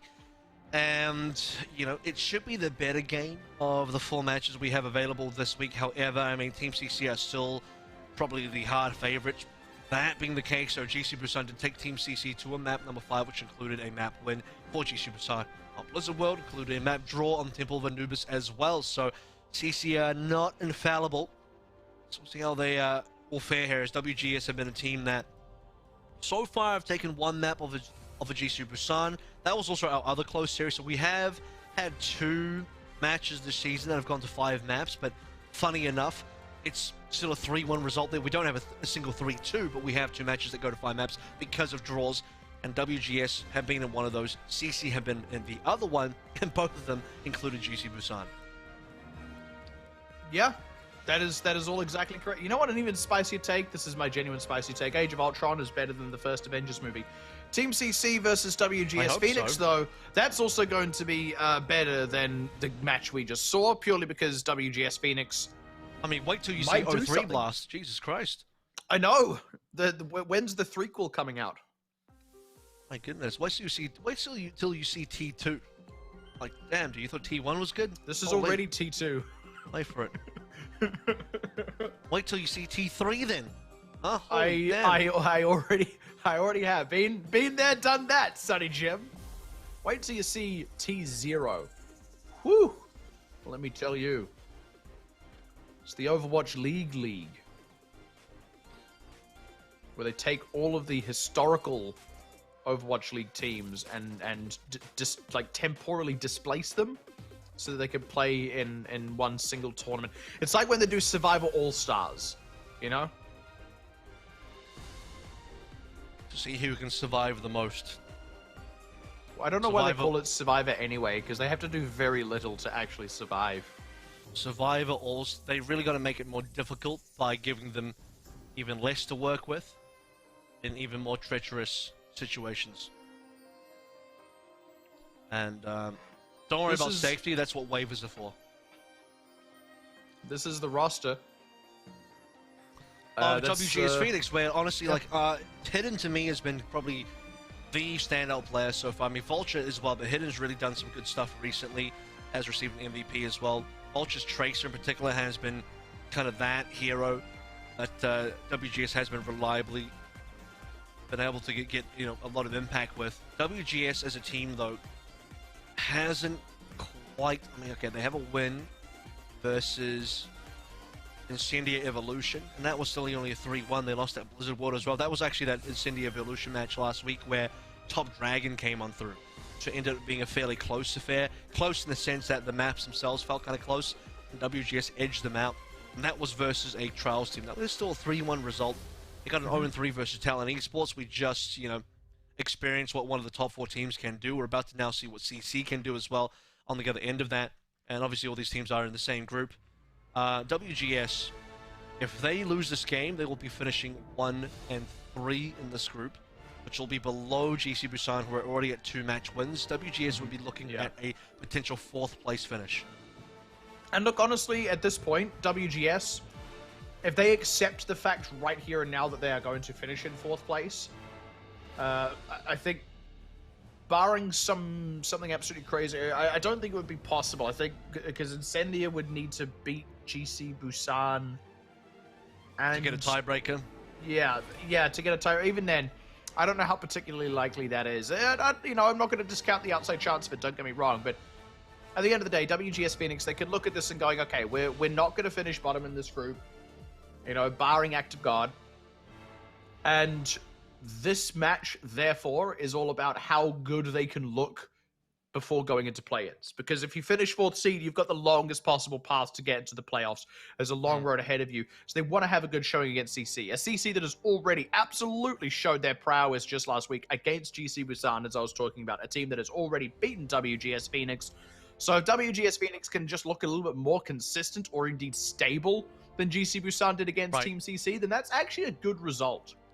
And CC are a team that are kind of on the bounce back as well after that initial loss versus Talon, where, like, when you have a top 4 matchup, even when you have a team like Talon that ends up being just that much better than Team CC, at least in that particular matchup, you still expect maps to be traded, you expect it to be a closer matchup, so I'm a little bit disappointed that CC weren't able to put up a bigger fight there.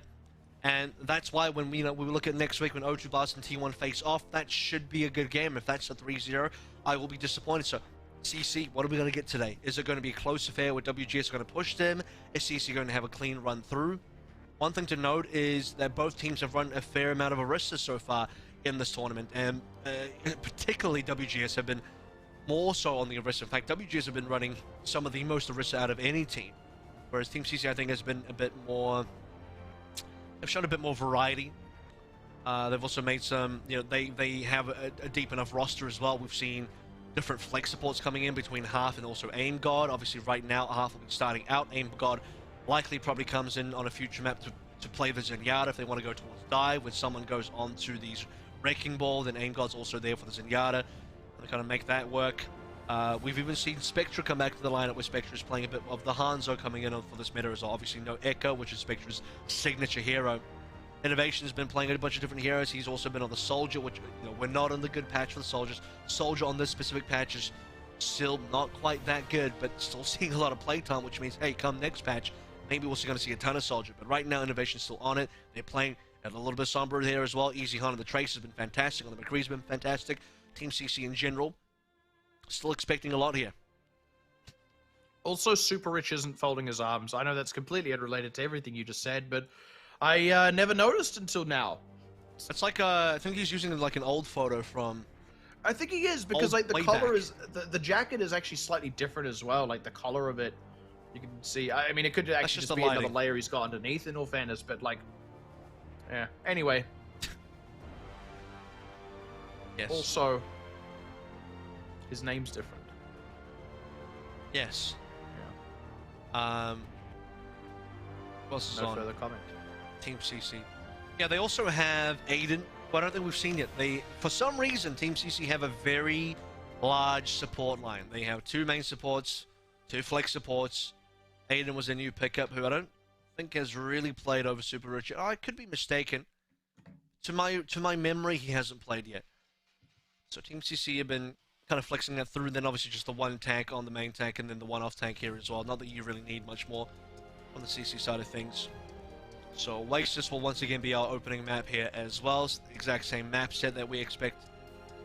Bani, Havana, Hanamura, Ilios. Good chance we maybe do go to Hanamura, just because, I think WGS have the capability of at least taking a map here, getting it close. If there's a draw on Hanamura, then boom, we see that Ilios again, still going to be a 3-1 result, but a map 5 nonetheless here, as Oasis is a big test to see, is a team like WGS going to stay on the Orisa, or are they going to move out? Because I think, especially City Center is what I'm looking at here.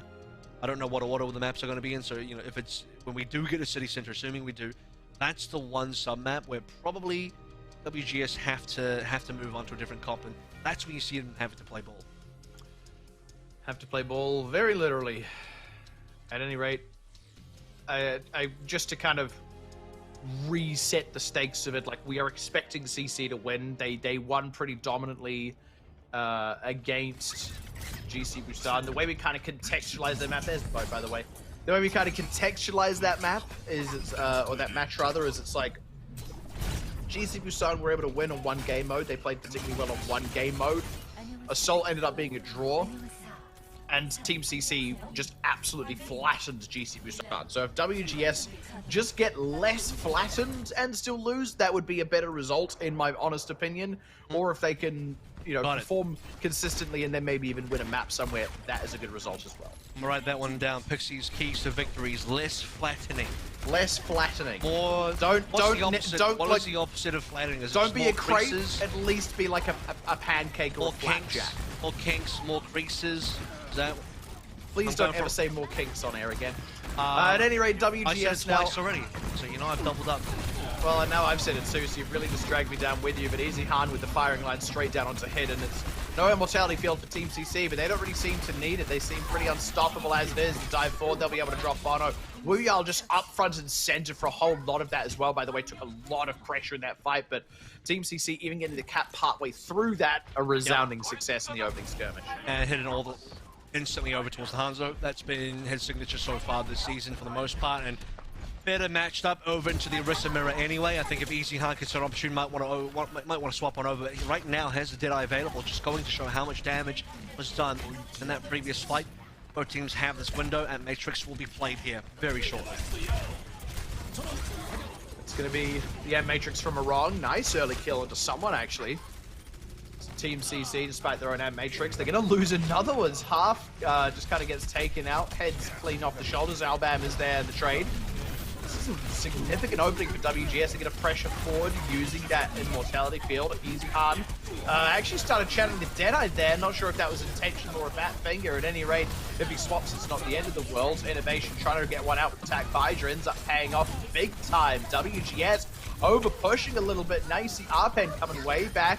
You do also see Super Rich ever so slightly overextends to the point where he gets finished off. Bono does have to reset himself. Team CC in the end end up holding. That was wacky. And WGS, by the way, have the better composition on paper because they're running the double flank support here. You'll notice they also have this Zenyatta coming through from Albam, so better spam. Team CC finally have Easy Han going over towards the Hans. I believe he used the Deadeye for a reload, and there's, you know, kind of wants to bin the ult for the change regardless. So just so you have this better matchup. Super Rich over still on towards Brigitte, as I'm not too sure he actually has Zenyatta as hero ball. Just couldn't quite get the kill on the attack visor. Does at least take out the immortality field, so watch out, or rather the supercharger, but Innovation is now down. WGS, that's the only counter trade they're really looking to get. Actually, we'll find Super Rich, but I feel like the damage has already been done. Easy Han is now dead, actually. Someone at Wu Yao still kind of hanging around the point. We'll have to see if they can just keep it on lockdown, and as Wu Yao takes out Vulture and Alban. That's huge. Now CC, just by whatever's left on the point, I think Arpen may be able to take it away from them, but CC, they really made WGS bleed for that, and especially if you consider the ultimates that WGS had to commit. Absolutely. I mean, WGS were nearly onto stall picks there as well. A wrong thought about maybe going over towards the Moira. Ultra back on towards the Tracer for this fight, as, you know, okay, they won't have the Soldier for the straight-up shield battle, but they will have the flank pressure. Transcendence available as well. Team CC, not much to work with currently, but they do have the time in their favor. They're up to 99. WGS have a long catch-up ahead, which means CC can afford to just wait for more offers to come online. So, CC on the repush. Transcendence out here from Albam.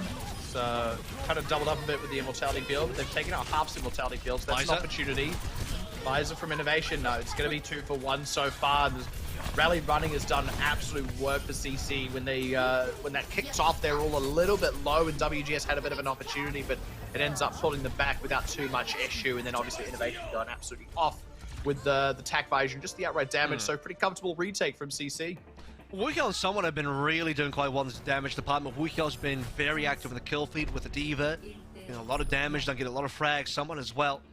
So CC across the board, despite maybe, you know, the support line not being as, you know, optimized, the support line of WGS as far as hero picks goes, CC have been able to out-damage in various other areas, including their DPS and their tanks. WGS now looking over to start on the Pharah matchup, and CC, okay, they're not going to be ready for this one. It'll be very interesting to see what CC does once they realize it will be a Pharah matchup. Actually, Easy Han will be looking to start on the McCree, so should be TP out of spawn over towards the McCree. Double hit scan would actually be pretty good here. Innovation staying on a Soldier for the double hit scan is going to put a lot of pressure onto Vulture.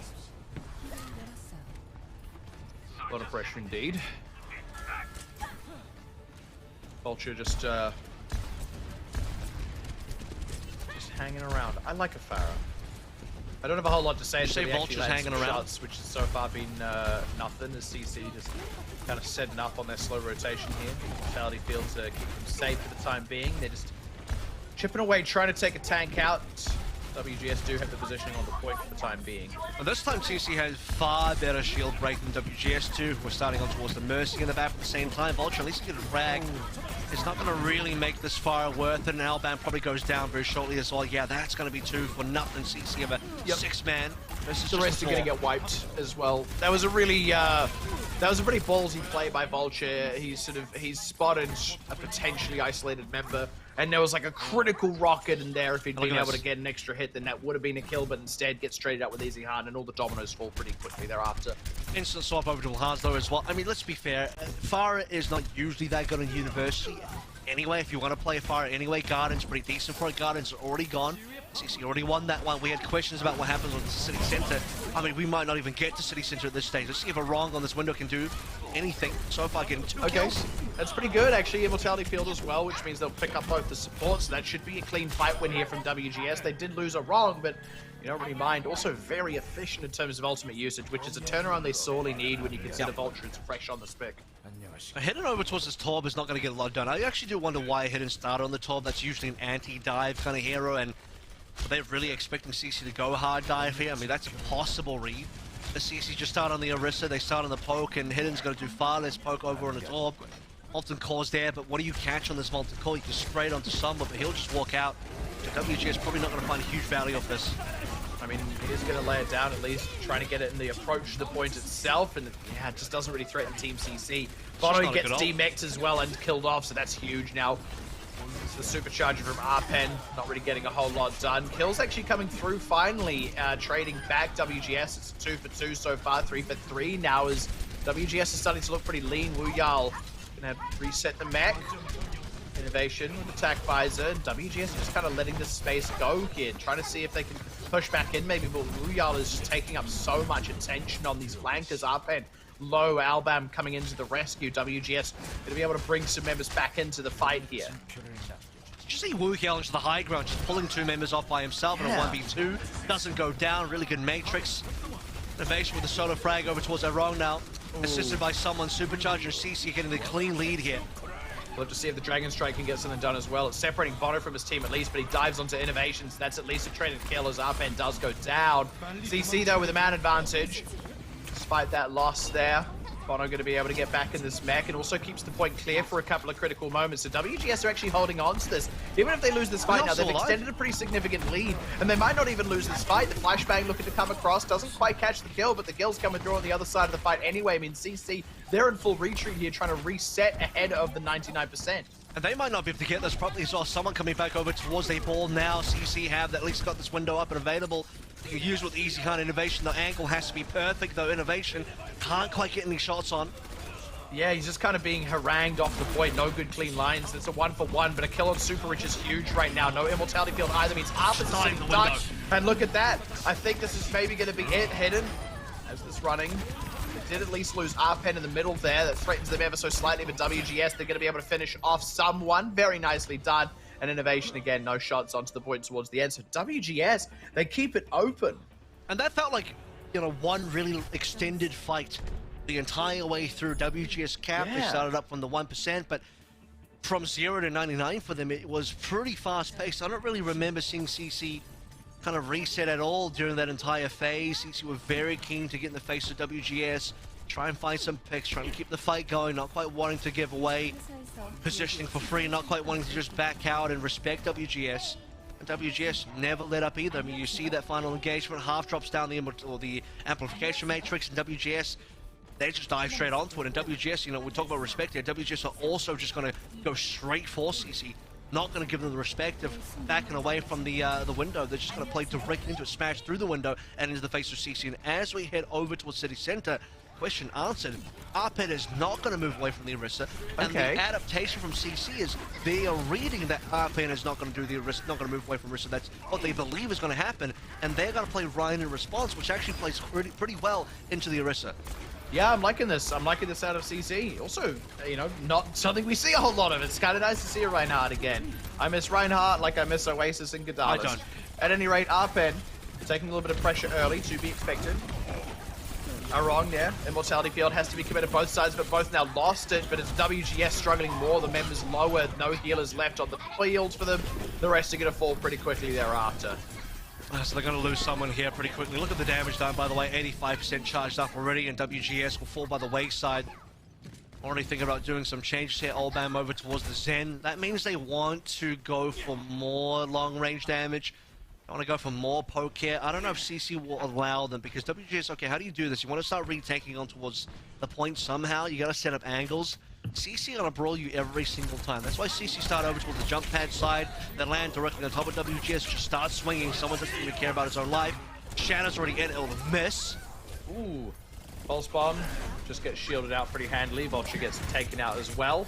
So it's a lot of noise for not a lot right now, as the Amplification Matrix and Shatter both already committed. So Bono now dead. There we go. That's an important find. WGS sort of moved in towards the point. I don't know that that was a necessary rotation. They hadn't really done the groundwork, and now Pulse Bomb actually takes out the Immortality Field. Team CC might want to try and brawl on that if they're feeling brave. At the very least, no, you can't. Get a position so far forward. WGS have to scrap through so much just to approach the point. CC have to be very careful to not overextend here, because they don't have the Lucio for the speed for the engage or the disengage. So playing in the choke is very important. WGS are going to fail to get out of this choke. Again, CC's composition in this very small area of the map is absolutely king, absolutely prime. They already have another window up. Yeah, so huge. Even if it's just forcing WGS to rotate around the side, that is at least a supercharge of the WGS aren't getting any mileage out of it. CC, they're happy to hang back and just wait for the brawl to come to them. That's a good space maker there for WGS. Find onto the side. It's a 1-for-1. WGS now going to lose Alban. Trade it for someone. That's a decent find, but unfortunately, again, without the healers, the rest of WGS, they're just too fragile, because Innovation and Easy Hunt continue to go unanswered. 90% now to nothing. WGS being forced to reset super late with these tech deaths. And WGS are losing far too many members here. Olbam is still in there, but doesn't quite have a transcendence. It's 97% of Team CC. Still recontesting with someone over towards the ball. A touch from Vulture, but I don't know that WGS can really extend the touch. I mean, Vulture's already dead anyway, so now it's going to be the rest of WGS trying to come in with Alban with the Transcendence at their tail. Arpen is the next on the point. It's all on Hidden to find the kills, and again, Innovation and Easy Hunt have just been utterly unanswered this entire way through. Another Amplification Matrix available from half already as we round the bend to the 100-0. Good damage coming out onto someone, and now the Transcendence, but they're not going to be able to confirm that kill, unfortunately, onto the main tank of CC. Vulture is back in the mix about now, so it's an earnest 6v6 now, actually 6v4, as they catch Innovation in the Dragon Strike, and Hidden really starting to pop off now. CC start to crumble under the pressure. It actually didn't have the brawl anymore with someone obviously on the ball, so WGS ended up thriving. I mean, you see the matchup changing over the course of that last fight, as well as both teams are trying to fight for the OT. And the change-up is that we went from a brawl matchup into a shield matchup into just a double dive matchup, ball on either end. And even the DPSs have kind of changed over. I mean, Team CC are now on Tracer Sombra. And now they fully committed to the ball dive, because, I mean, everyone else is anyway. They have ultimates built up. Half is over towards the Zen. WGS actually have the opportunity to, on this A-Wrong window, to get some real value. The only problem here is they're running a greedy backline that's still persistent from their original matchup, where they still have the Zen back, which is not ideal versus CC's dive. Nice find early. Bono hacked out, but he's going to be fine, as Hidden's got the angles now.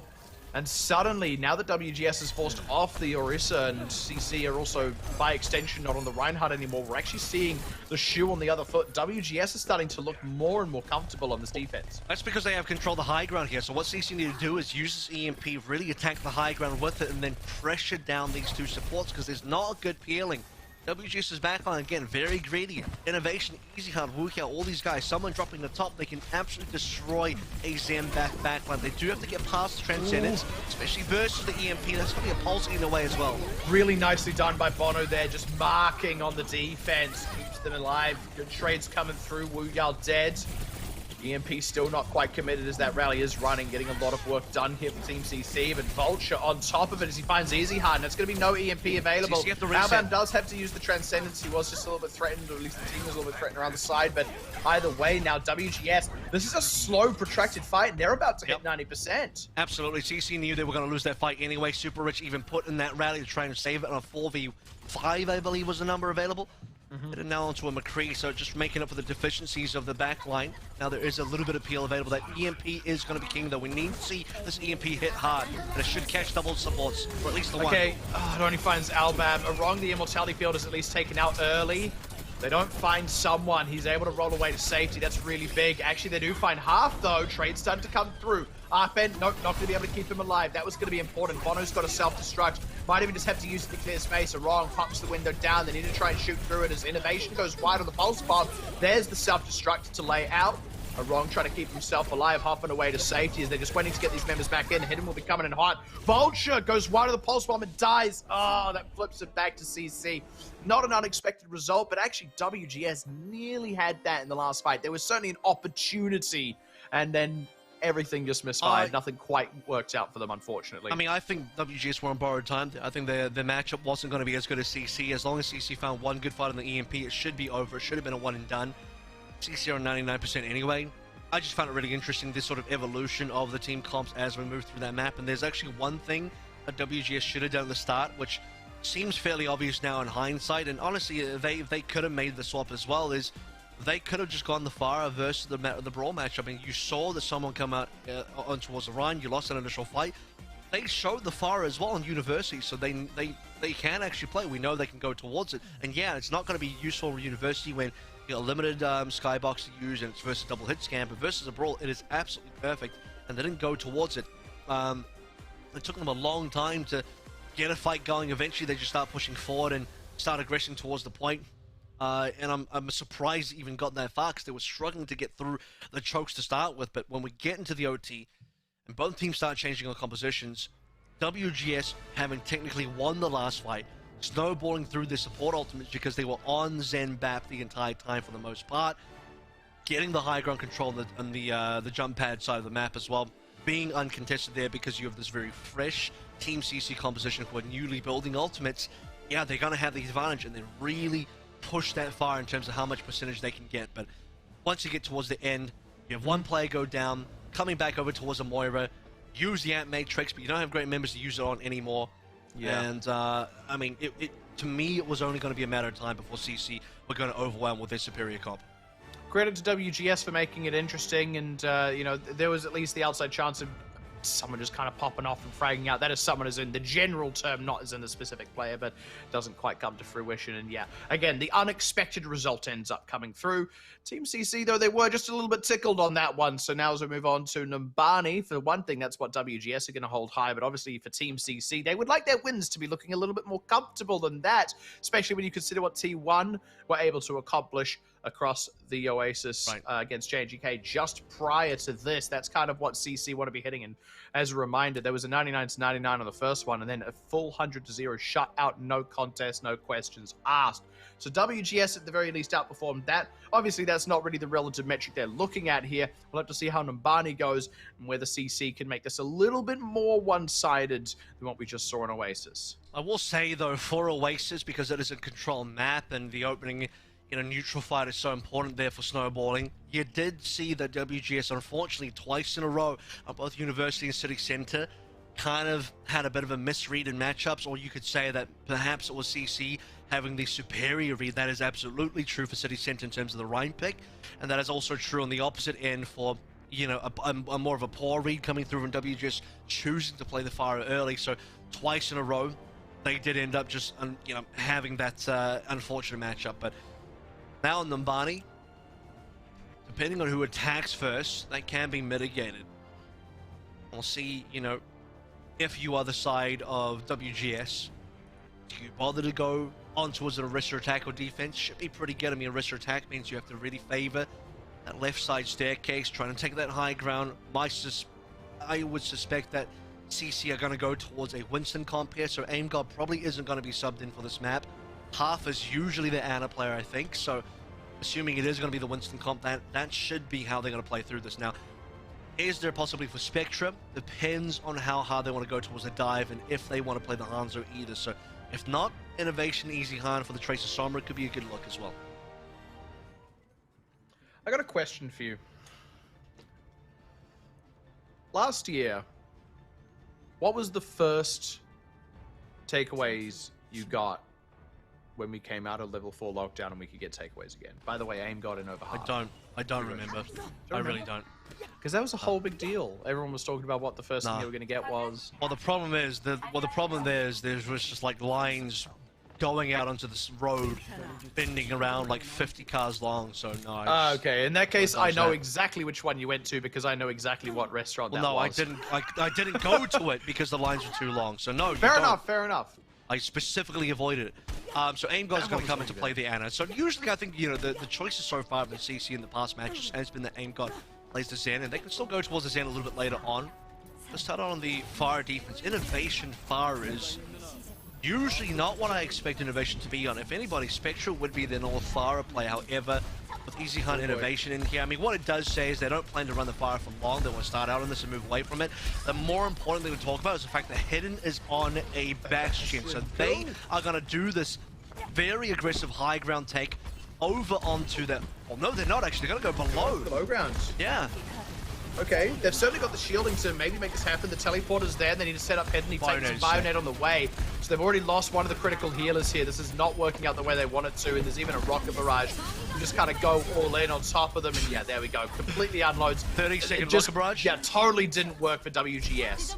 I mean, that's just because Innovation and Easy Hunt kind of read that perfectly. You see the Sonic arrow coming on through. They see the low ground rotation. Also, I mean, Innovation spotted it too. He was in this aggressive angle, farming up a barrage in just 30 seconds or under that is incredible. So, well done. So, I confirmed exactly 30 seconds is what Innovation got the barrage and Vulture's already did for the second fight. Yeah, complete disaster here for WGS. Nothing much to be gained, unfortunately. Luckily, they don't lose much more than just the one on Vulture. It is just time wastage. Also, a long reset. I mean, WGS, the fact that they changed compositions.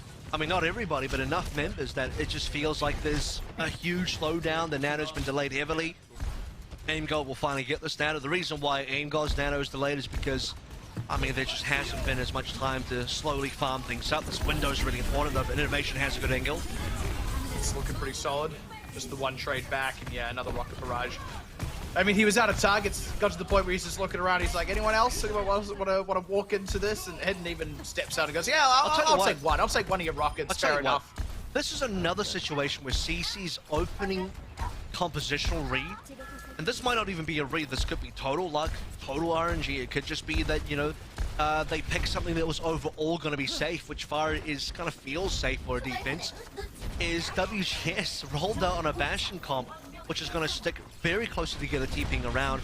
And Innovation had the perfect pick to counter, which is a Fire, because it just farms up so easily with the splash damage for the rocket barrage. And now that they're so far ahead, they once again snowball off the neutral. Feels like we've had 3 maps in a row now, including the 2 sub-maps where this has happened. Bit of a nothing there. Just a bit of slowdown. They're just trying to position themselves that WGS have to kind of brawl and force their way forward. They don't want them to get any ground for free here. And now, once again, already the Immortality field dealt with, and they're just in this beautiful little corridor, this little firing line. Innovation is just free firing. And I mean, you know, at this point, it's like, shame on me if you fool me twice, right? Like WGS, they've kind of walked into the exact same thing 2 or 3 times in a row now. Yeah, but you can't do anything else because you're forcing this Orisa, and you can't change because Arpan has a supercharger. Like, what else do you want them to do? The only thing this comp can do is rotate upper, try and take the high ground, and hope for the best. And they're playing for the Nano Blade as well, and Vulture's only just going to have it now. I mean, maybe WGS could have swapped over towards the Winston. Maybe they could have just played for the Nano Winston instead. Maybe they could have played for a McCree, some hit scan. Try and pressure out Innovation, but at this point they're fully committed. They got 30 seconds left to go. I think another Nano Barrage, and this Nano Barrage is going to end things. It will be a full hold. One almost expects it at this point. Dragon Blade way up into the sky, takes out both of them. There we go. Super important find. Even taking out someone's superchargers. This is WGS's golden opportunity. Izzy Han, though, still hanging back. Great sleep. It's going to be Dragon Strike across as Aim God has been taken out as well. So another kill coming through in favor of WGS, who are maybe going to try and go for a repush here. Self-destruct just kind of laid forward to create space.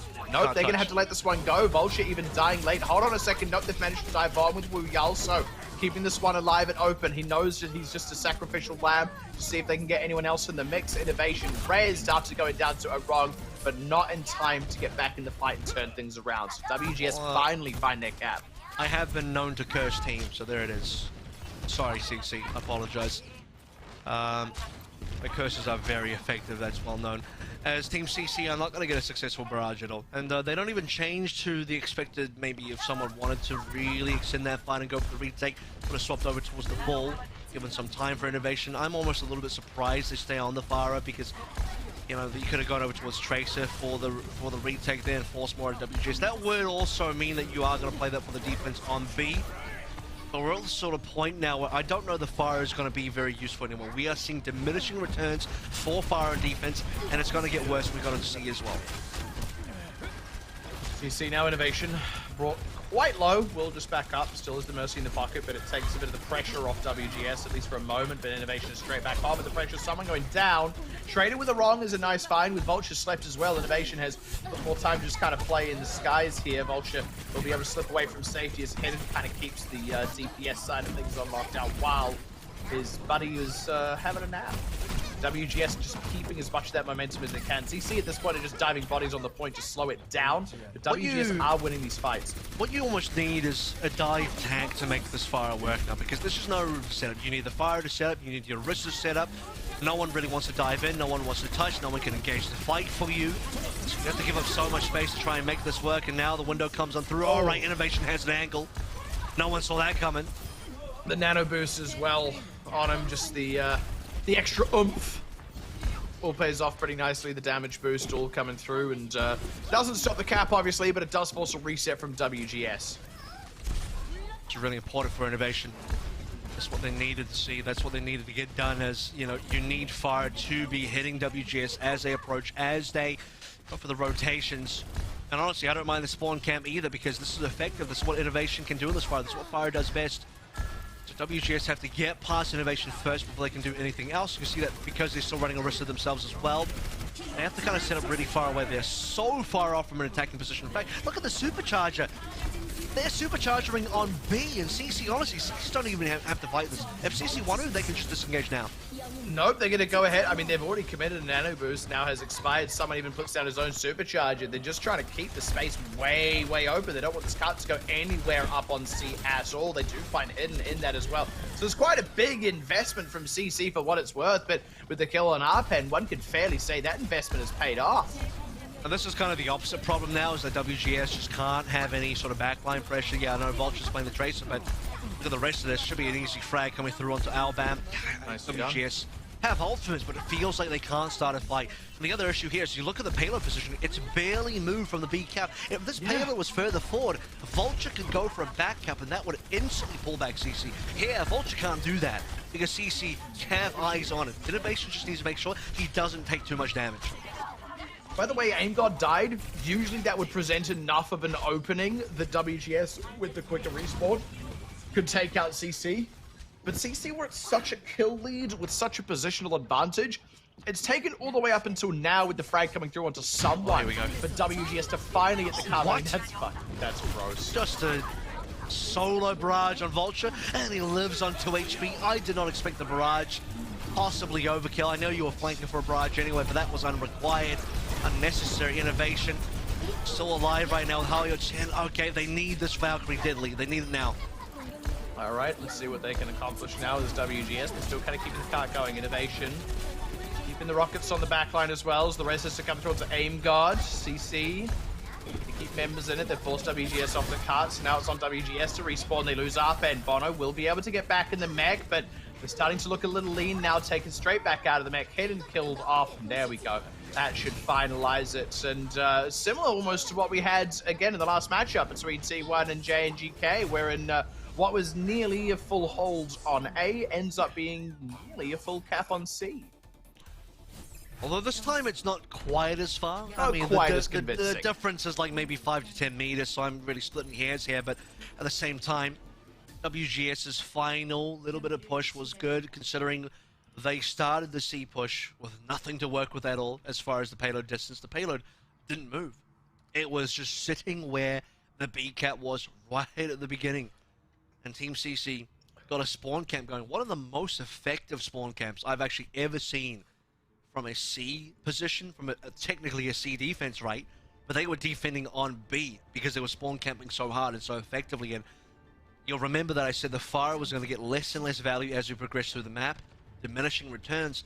However, Team CC kind of overcome that by the fact that they barely had to defend C on the point of C. They took it back to B, where fire is slightly better in terms of a matchup. So now, CC, I again kind of feel that same sense, if you will, of inevitability, like what we had with T1, wherein it could be on A, could be all the way in the back end of C. I kind of feel like CC will just be able to cap regardless, as in, like, all the way on C, get the cart past where WGS pushed it. So I don't know that there's much WGS can do here. I guess if I'm throwing them a bone, I'm saying if they can hold out a bunch on A, slow things down in a big way, then maybe they can stop the cart short of the B cap. I think as soon as B gets capped, that's it. I'll say this, assuming Arpin gets out alive here, which, okay, does manage to do so. WGS have a safe-ish kind of bunker comp here. I mean, they're playing Vulture on the Soldier, which is going to be reasonable pressure versus innovation. I would actually prefer something more like even a McCree. That being said, Vulture's managed to rail down innovation. I was going to say, usually the Soldier, it's good pressure versus fire, but doesn't have a good kill pressure. So pressure being that you can't just have this fire sitting in the middle of the open, doing whatever she wants, but no kill pressure in the sense that innovation shouldn't feel that Vulture should be able to get the kill. That being said, though, the fact that Vulture does get the kill is quite impressive. So they got Wooyal over the body to protect the res, and then you saw Innovation kind of go for the push out with the cog just to try and throw off Vulture's firing line. It doesn't quite work out, though, because in the main chunk of the fight, you see someone and then Wooyal going down. So that flank pressure not enough. Innovation needed to get some quick rockets onto Vulture to get that kill, and then start pressuring further in with this WGS. Should just be able to finish this fight off. Hey, nice that was impressive. He's gonna get a res as well. I mean, he's still gonna go down, so all that's really done is fed more ult charge over as they get the second kill on Innovation. But hang on, it's pulled down. It's pulled down like most of WGS's defense. So I mean, I guess they are gonna have to end up respecting this. I don't expect that CC will push in with it. But WGS had to really pull members down from the high ground just to contest Super Rich on the res, because otherwise Team CC want to get away with murder. Very rare to see that sort of 2v1 where Vulture gets the kill onto Innovation, but then somehow Super Rich wins the duel anyway. And now possibly a free frag to hit, and that's beautiful. Nice conk on the ground as well for Albam. Yeah, much more straightforward. Just kind of shove it down the middle. Don't worry about going for the flank. They had to pull down with the hold onto the low ground. Good trades coming through, though, thanks to the tag visor on Super Rich as a bonus there as well. And now Innovation down, obviously. No res is available. Bono will go down here, but honestly, the damage has long since been done. CC are forced to reset. Well, this has been impressive for Vulture. Honestly speaking, Vulture's done a lot more on the Soldier than I expected. Again, usually with the Soldier here, you're not going to get enough damage done to outpace the healing that Super Rich is going to put into Innovation. You're going to have to hit a lot of aerial headshots, which I think Vulture has done. Tac Vice is the one time, though, that Innovation has to be careful. And obviously, it did kill Super Rich in the previous fight. CC have not gotten a lot of distance here at all. Molten Core just kind of down on the down the road, really approach the point. It pays off. They find someone. And, that's there we massive get back kill. out alive as well, and just an extra little one up in the skies. I think the problem here for me is that CC don't have engaged power. They literally are waiting for easy kind of innovation to get damage and to get frags, when if someone was just playing the Winston and they played with an alternative win condition of the Nano Winston to get the engaged buy space for innovation, you can imagine a situation where a Nano Winston dropping down on top of Vulture with a bubble then gives Innovation finally the opportunity to play up close, get some good rockets in there. But that just hasn't happened. Good binary to start with, but WGS can disengage from this. And I mean, they've also got the rally up, so they didn't even take a whole lot of damage, weren't even particularly threatened with all that. That did also force out an immortality field, though, so that's an opportunity. Good save there. They're able to survive the self-destruct that nearly caught a couple of members on the back end of that, but Aim God gets taken down as WGS just kind of bum rush Team CC, who are not going to get a chance here. Well, you're going to get DMAC'd as well. The Nanoverse having long since expired on him, and I think this might be it. We're down to 15 seconds, and they're going to stall out Wooyal. It depends where Innovation is. I don't believe he's flanking. If you can get this Innovation flank going and possibly get a barrage, I can still see the cap, but Warrior, or someone rather, is finally on the ball. Like, way too late on the last 5 seconds he's on ball. By the way, the Nano Wukia, the Nano Diva, that's like the poor man's version of a Nano Winston.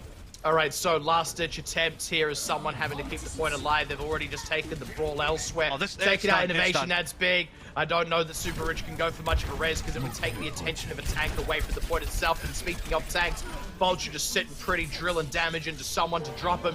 They're going to do that. It's going to be a full hold. Wow. Unbelievable. And as much as I want to praise WGS, and I will, and especially Vulture, who, again, I think performed really well on this Soldier, more so than I thought would happen, but I think CC did themselves no favors there. I think they had a good matchup in some regards and an abysmal matchup in other regards because they are trying to set up this Orisa shield bunker that is going to get melted and destroyed by WGS's bunker because two factors here. One is you have a BAP on one side and AimGod's playing an Ana, which that's just not a good matchup if you're going to do Orisa. Second factor there as well is that WGS have the angle set up before you are pushing into their bunker angle. And you're always going to be at the disadvantage there, and there's just less support for their bunker because you got one less healer because Super Rich is tethered to innovation in the skies the entire time. I have no idea why they tried to do the Orisa. You should have just played dive from the get-go. I don't care if it's Bull or Winston or what, but if you're going to play the Ana, which is going to be putting in some possible nanos onto innovation anyway, have that alternate win condition of the Winston because what they needed was dive. What they needed was a tank landing first onto targets to then give innovation the opportunity to actually walk in there, because otherwise innovation's just getting beamed down from the skies, and that's pretty much what happened. I think that Orisa pick was a complete throw. Yeah, I mean, kind of, yeah, at the very least, it's made this match interesting. We're now 1-1. Keep in mind, this is the exact same game mode that GC Busan did take off CC last week, albeit under very different circumstances. That was over in Blizzard World as well, but at the end of the day, tied up 1-1, so no immediate end in sight. We'll have to see who actually pushes us to match point after the break.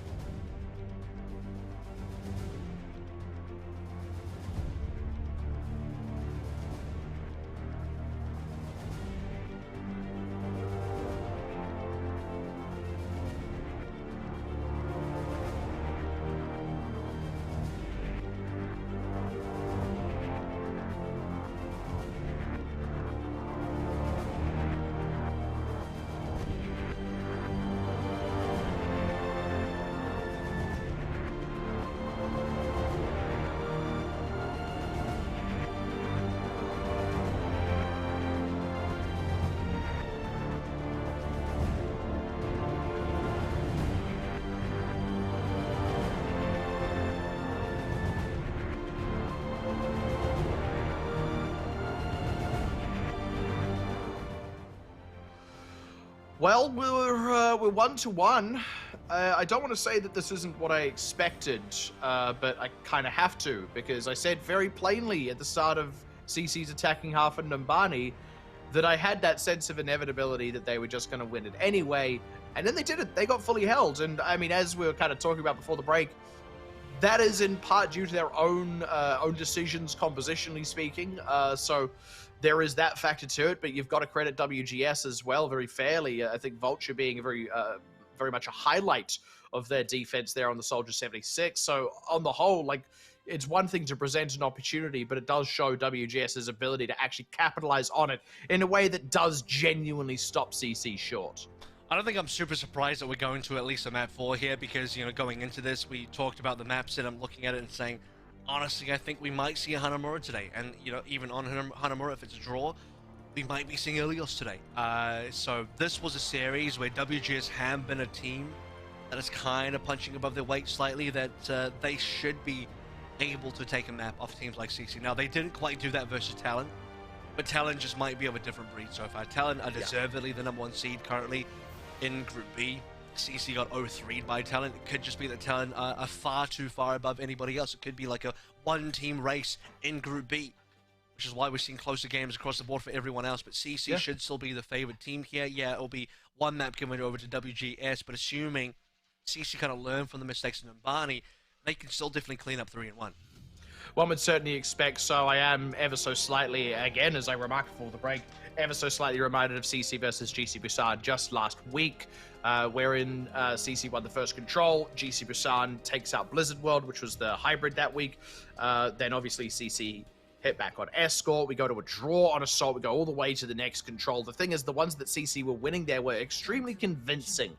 So, first of all, I'm expecting good things out of them here on Havana. I think if we don't see a convincing result out of CC on Havana, then that's where you can look at this and say, okay, WGS are in for a genuine chance here as we move on to Assault and potentially the subsequent control. But look at this. This is very interesting from CC. They've gone double flex support. They're expecting a heavier risk matchup, and the one way that they can finally actually match this matchup is by doing a double flex support where they can go Zen and also BAP. Don't mind the fact that half is starting on a Brig. They'll spot this, they'll see the matchup, and when they realize it's an Orisa mirror, half goes over towards the BAP. He's actually already done it. They haven't even seen the matchup yet, but they know already.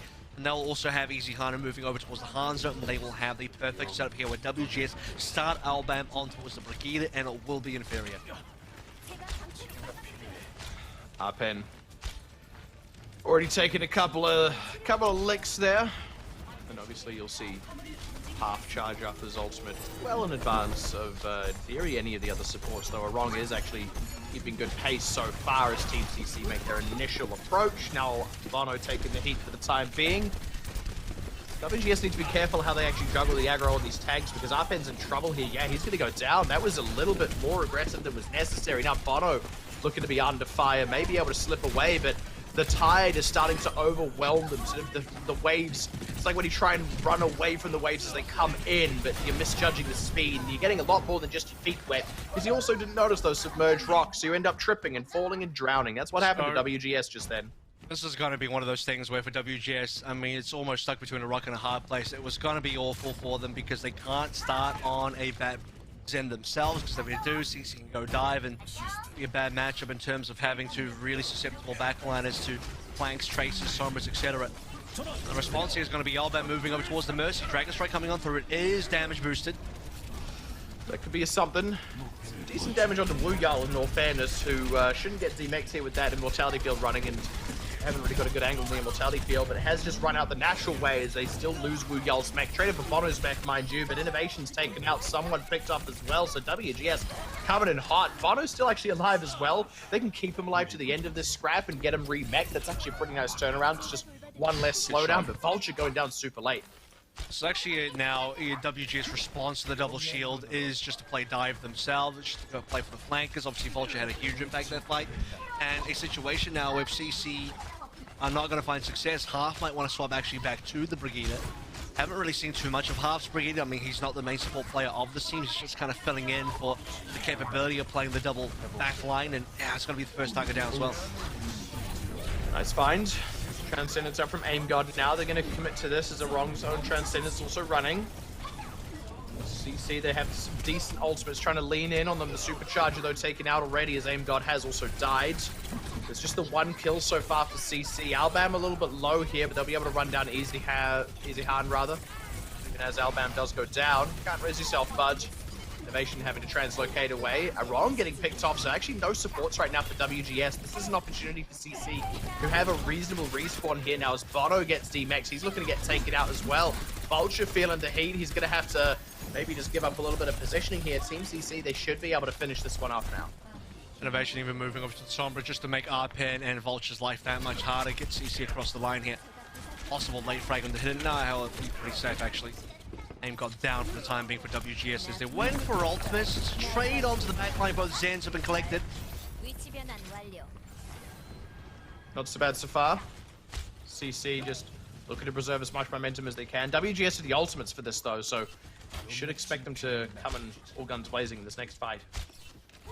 Pump change now as well. Easy kind of over towards McCree. Half has been on this Brigida for at least 62% of the charge, so that's kind of what I expected he would move on to. So CC have shifted around this comp a fair bit. Dragon Strike out. That's going to be the opener at the very least. Just trying to create a little bit of space. It does give CC a little bit of pause. They're still mostly moving the card, and Innovation just hanging around on this backside. There's not a lot they can do about him once he commits. Instead, WGS just looking to go forward. Nice stick. Gonna be able to at least stick out the immortality field with that, but Arpen does go down. A little bit of a tough break there, the EMP. Not sure what it accomplished ultimately, but at the very least put pressure on the back line, and now WGS down one main tank, down one DPS. CC kind of weathered the worst of it despite losing the immortality field early, and now Transcendence committed, but it's not enough to save Bono's mech, so CC at last now on the front foot. That ultimate advantage for WGS has entirely evaporated, and the card has not particularly stopped. As I say that, the card is currently not moving, but it's going to start moving because CC have won the fight. So the EMP only caught Albam there, so okay, EMP the Brigida, WGS end up still faltering due to the fact that Easy Han hits a lot of damn good shots. Taylor was stopped the entire time because Bono, I believe, was the one contesting. So WGS did a great job of sorting. That means they will get one more fight. It's at least something. We'll have to see what they can get done with it. They've taken out someone's supercharger. That's a start. Bono's going to get Z-Max though, and that rally is completely uncontested insofar as the armor is getting pretty much maximum value. Wugal doesn't even get D-Max there. That's brutal. Not a single bone thrown the way of WGS. I mean, actually, as I say, that Easy Han does go down, but I would barely call that a bone. I'd maybe call that a picking. CC have the option of changing comps again. Now you see Albam going back to spawn. That should be over towards the Zenyatta. As Team CC looking towards an EMP, and Innovation might end up swapping away from the Sombra after this as well. We're going through full Orisa versus Orisa gameplay. And Albam after this rally can think about changing. I don't know that Albam is actually going to be the bad player. I think he's the Zen player, and a wrong ends up going towards the bad. So on the wrong here as EMP catches five. Ooh, self-destruct out actually ends up finding Albam. That's a nice pick. Not often you pick those up. Bono's actually still alive despite getting D-Mech, so we'll be able to get back in it here as stick onto someone. Now D-Mech and Wu Yao to take him out as WGS are going to be able to push back. Pretty nicely handled in the end. Team CC, okay, 2 minutes and 9 seconds. I don't know if that's enough time to finish the entire map, especially with WGS still have defensive ultimate supercharger available. CC's game plan here is very much so to go for the shield break. This is the comp they would like to play the most. It's the best comp you can do for the Orisa versus Orisa matchup. Supercharger down for Arpen. They're just trying to hang tight with this defense. Taking a lot of damage around the side. They're going to lose the supercharger, and Arong has to come into the rescue with the Transcendence as well, because Arpen is getting dangerously low, so not a lot gained from those two big defensive tools now. Arong dead, and Arpen, insult to injury, salt in the wound. Vulture going to go down as well. Call of Pepper.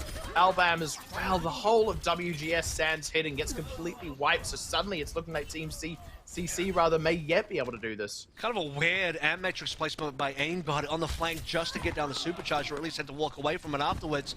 As Easy Han's just bullying WGS, sends Vulture back to spawn very swiftly. Nice shot.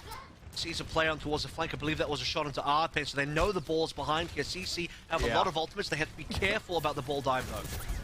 This is looking a little bit rough for WGS. Ultimately, Arpen is ready on that back line, but like you said, they know he's there. Half is keeping eyes on it. Arong goes down on the front side, and that's already brutal. Bono will go down, won't be able to get back in the mech, and didn't find anything with the self-destruct that he just kind of thrown out the fish for. They do lose the supercharger, but honestly, with the Transcendence running and WGS with not enough forces mustered, I think it's just going to be the cut. Kind of casually drifting over the line there. RPN finally able to roll in towards the team, but far too little too late, I'm afraid. Cut looking to come over, about 30 seconds left on the clock. Pretty clean in the end. Yeah, just Dragon coming through towards the end, but Innovation has the visor running through. WGS simply don't have any members alive. Aim up with the window, and that will be the cap. Should still be about 10 seconds or so remaining on the clock.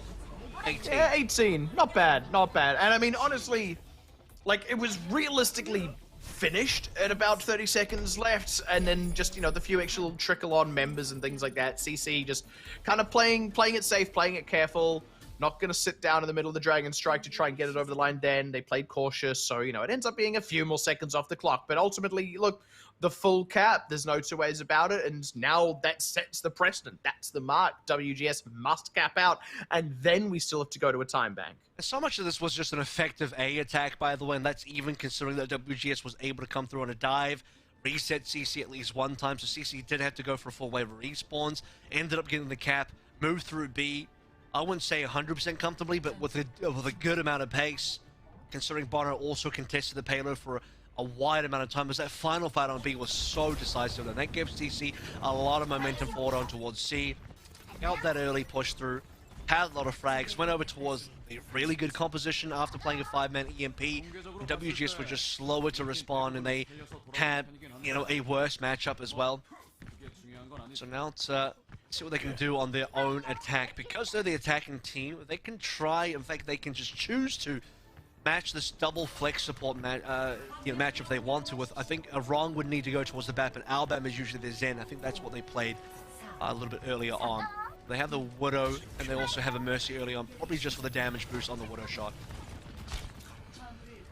WGS gonna have to get going fast for sure. A lot of the damage boost in Hidden's pocket. I feel like really they're against the clock more than they're against CC here. It's not as good as just playing Soldier on, so I can tell you that right now. So Vulture's going to have to be the ace on the side to really make sure that the flank value gives you something, and RPN as well playing a ball. So WGS, interestingly enough, do not want to play into the mirror at all. And now that they lose Hidden, this is going to hurt. Yeah, it is rezzed at least. It wasn't too dangerous a res to go for, but it's just that little bit of slowdown. It gives CC a bit of room to breathe. It also means the tanks of WGS have to eat a little bit of pressure, so there's some time lossage there as well. And no real ults to play through. I mean, WGS are playing a pick composition. There's not really ults to give you a win condition. There's nothing clear. You need RPN to get a good dive, line it up with Vulture. Hidden just apply frontal pressure while Vulture plays backline pressure.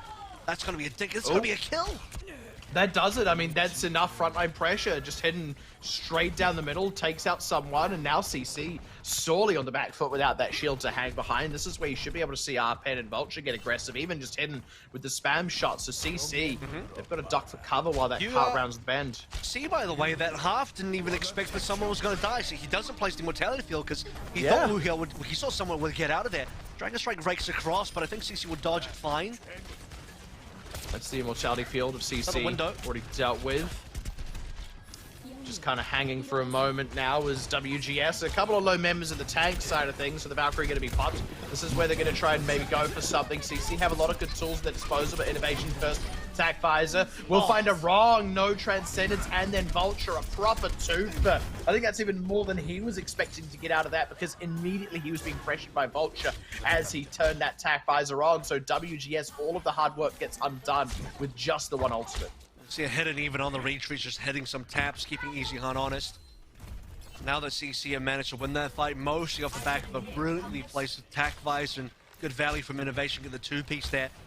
They have an ultimate advantage because Supercharger is a win condition. There's so much damage output on this team between the back, the Soldier, and also the Hanzo. WGS have lost so much time, 135 remaining, Vulture on less than half HP. It's also been a really slow push. That's the other thing from this. Even though WGS were completely successful up until that point, if a little slow, it's taken them a long time to even get to that point. So the reset is extra brutal. It means if CC find another fight here, WGS are going to be completely on the ropes. WGS is still trying to find an entry here. Can they get the mines going at least? Supercharger down.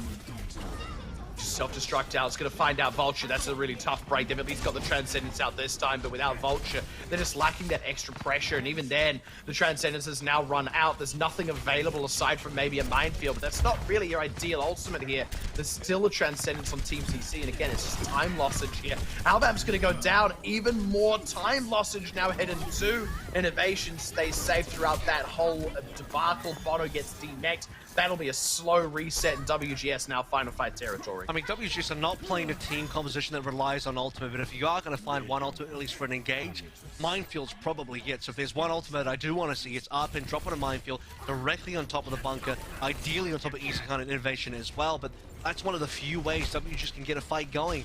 They have all these other ultimates, but you can't combo them up. They're not real win conditions. Dragon Strike is another zoning tool as well. CC are going to lose a lot of positioning off the back of Minefield. Dragon Strike, but WGS need to make sure they can capitalize on that mispositioning from CC, on that forced mispositioning that CC is going to have to deal with. There we go, the Dragon Strike forward. At Matrix is a pretty clean firing line. The Spulse Bomb needs to stick. It doesn't, unfortunately. Wrong even finds someone. That's a good opener. One man down now for CC. Let's see what they can get done. The Tac Visor is available, but they're just being a little bit cautious in how they use it. Dragon Strike first. Wrong's down. Vulture as well. Easyheart gets a quick twofer, and now the pressure onto the side as Bono's going to get demexed. Easyheart pounces as well to try and follow up on the pilot form. Stays alive as well despite the pressure from Arpen. Arpen ends up being the one who crumbles. So look at that. The line was drawn, but it was a long way away from where WGS fell.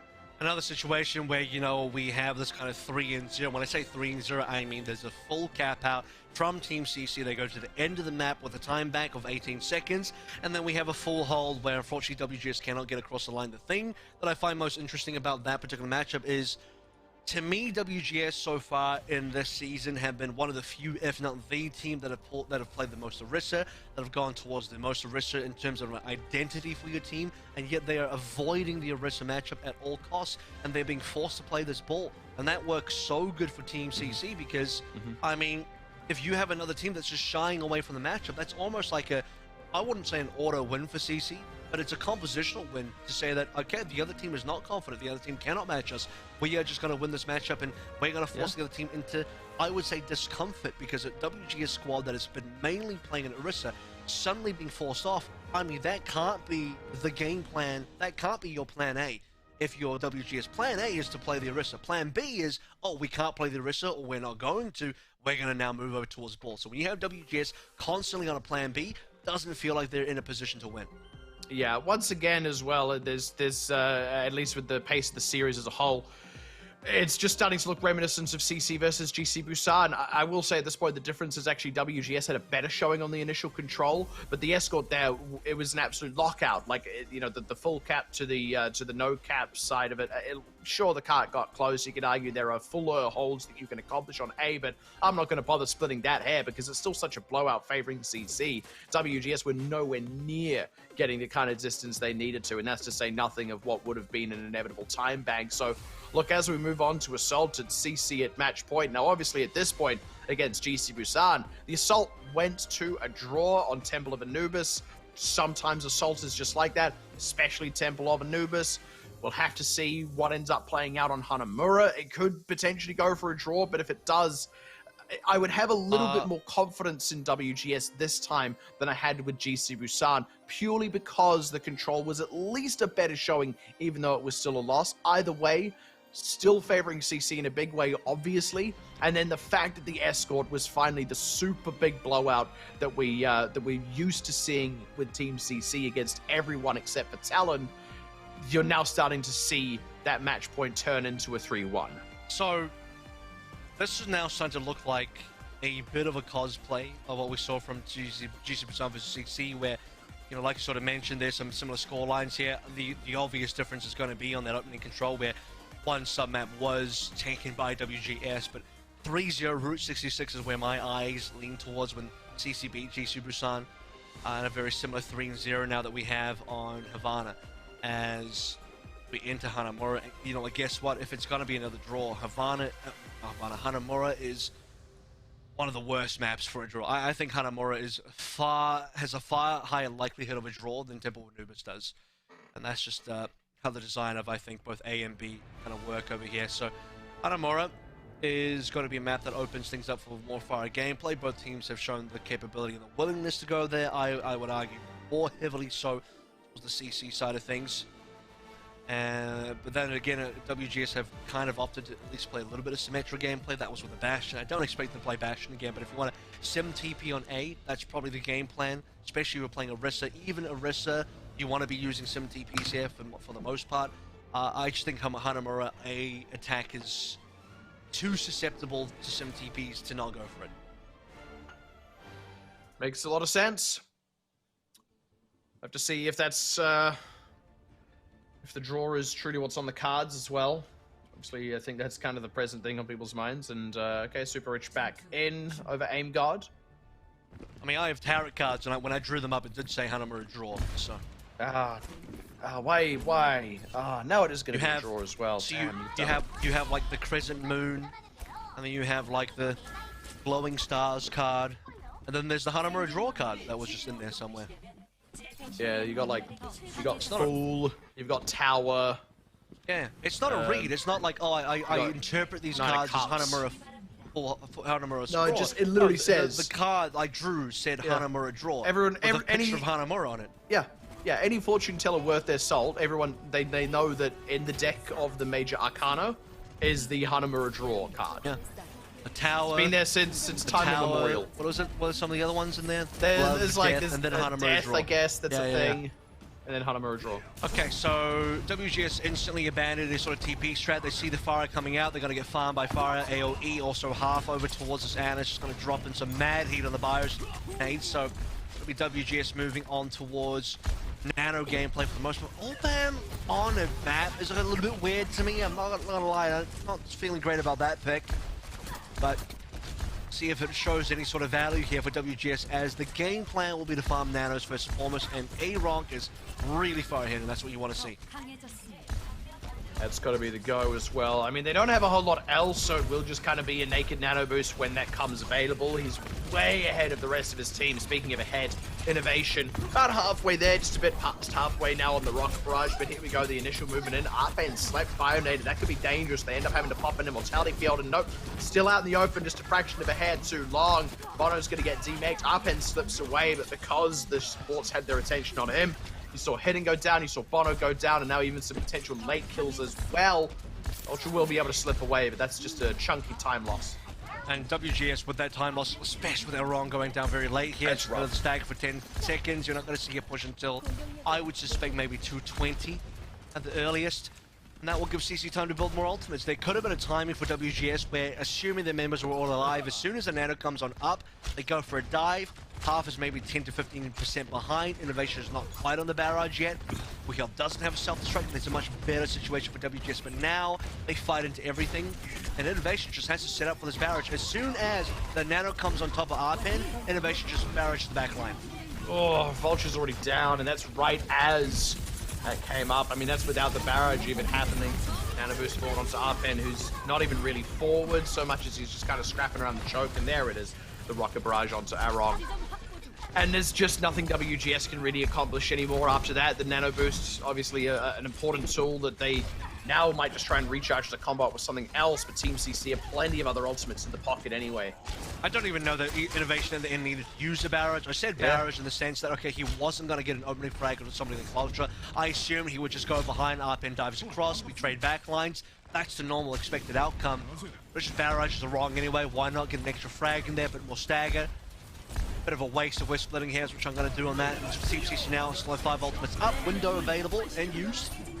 Okay, good damage across. Someone is brought low, has to give up this position. It also means not maximum mileage out of that nano boost. As the sleep onto Wuyal as well. There's a lot of ultimates still on the board from CC as this supercharger is still kind of running. Getting good value out of it overall, but no one dead on WGS on their side of things. Innovation goes down. Important pick because it's at least going to draw Super Rich's attention away. Easy Han has attack visor running. That's going to help cover the res for one thing, but now on the side, he goes down to Arpan. So WGS, they've still got that open window. Vulture looking to come in hot with the Dragon Blade, ideally take out Innovation. Looking for his mark first as Note goes down. That's a tough break. WGS not quite able to reinforce that point in time, and I think they're going to start losing the position unless they can get a lot of kills. Those are two important kills back-to-back. Now half looking to go down. Wuga potentially going to get DMX. So WGS, a little bit tenebrous in the middle stretch of the fight there, but they should be able to close this one out now. Well, CC have a couple of counter frags that are decent, but it looks like at this point WGS have the superior numbers here. This easy harm will go away. It might actually swap off of this Tracer, maybe over towards like a McCree or something. Now Soldier works, I'll take that. And WGS were forced to use the Nano there. I expected even maybe a Nano Blade being forced out if Vulture was alive. The Vulture goes down and instantly a wrong takes no chances. WGS will now need to set up for this big attack. The problem now is if you got to play the Zen here, which is a decent for Vulture's Genji, and actually the Ana was better for it. Arpin doesn't have a lot to play through, so Arpin might want to go back towards an Orisa or something like that once the Primal's been used. The CC have this barrage, and after the barrage is gone, Innovation probably swaps as well. It's all about what they can get accomplished now with 2.5 minutes. I mean, that's really what avoiding a draw is actually going to be predicated on. Here we go. Super Rich down early. Rocket Barrage not quite accomplishing what it needed to, and that's with the Nano Boost. Vulture staying alive there on 6 hit points. Then also finding the kill. There we go. That's 3 for nothing so far up, and still up front and center, despite the anti-heal landing on him. Self-destruct off into the back line. Takes out some critical members. They might just have enough to pick up 2/3 here. Maybe just shy of Vulture. Keeping them in it, though, as I say that. There we go, 2/3 secured. I don't know that they're going to get more here with those 2 deaths to the self-destruct. This is where the respawn advantage should just start to favor CC as members coming back out. Up and dealt with Bono fought low. Great Bionade, finishing off a wrong. Bono knows better than to blow the self-destruct on resetting the mech. In this circumstance, so WGS happy to take the reset, but 70.1 is nothing to bulk at. Brilliant double self-destruct kill coming through Wugo. That really saves the bacon of Team CC, because otherwise, it's looking pretty dire. This will be a late stagger kill over towards Bono. CC now. Going to be sticking over towards a reasonably good bunker defense. Easy hard on towards the Hanzo. Innovation could even go Soldier here if he wants to, but good backline pressure coming through from the Tracer is also decent. Nano doesn't have great targeting, so half is probably the only one in the wrong hero here, but otherwise, time is being burnt significantly. 70.1 though, I think is a decent amount of uptick for WGS, so they really only need a one and done, and a Blade could do that for them, but just doesn't have a Nano Blade, which is kind of what you need here. It's just going to be all Blade, no Nano. Doesn't have the Blade yet either, what it's worth. He'll have to charge that up in the next couple of seconds, because he's not too far off. Transcendence first. Really early. Just kind of need a tempo Transcendence, I guess. They want to dogpile onto this tank. Nano Boost has to kind of rescue someone, but honestly, it does that without too much issue now. About 45 seconds left on the clock as CC collecting up this one. WGS, they're maybe going to have one last go around. I mean, now you don't even have a Zen to Harmony Discord this Dragon Blade. This Team CC, when we see where the Nano actually ends up going to, someone must have been low there, topped up by the Nano Boost itself in terms of the healing. And WGS, I mean, AVRL uses his Transcendence so quickly before anyone was even significantly damaged. And as soon as Alabama and AVRL go down, Innovation getting 2 frags there, support's dead, no opportunities. I don't know that a Blade is going to be enough, because they're going to have to get past the rally, they're going to have to get past the Supercharger. There's so much for CC to use. WGS now, last chance. It's going to have to be all Blade. Bionade. Like I said, all Blade, no Nano, and already they've had both the supports just cut out, the rug pulled out from under the feet, to be sure, and that's before the Blade was even fully pulled out. So yeah, no surprises there, but I tell you what, good news is 72.7% means we are definitely not seeing a draw. Let me check my turret again. Oh, sorry, I read it upside down. Oh, was it Comet? It was, I bet it was Comet. It was Hanamura, no draw. Oh, but yeah. You have to turn it the other way. Yeah, sometimes it doesn't tell you which side it is. You have to kind of just do, Because it's like that Illuminati logo where it says the same thing when you turn it upside down, only it says Hanamura no draw instead of Hanamura on draw. Yeah, exactly, yeah. Yeah, draw and Hanamura, Hanamura, yeah, they don't make sense, yeah. That's the problem with that. That's real, yeah.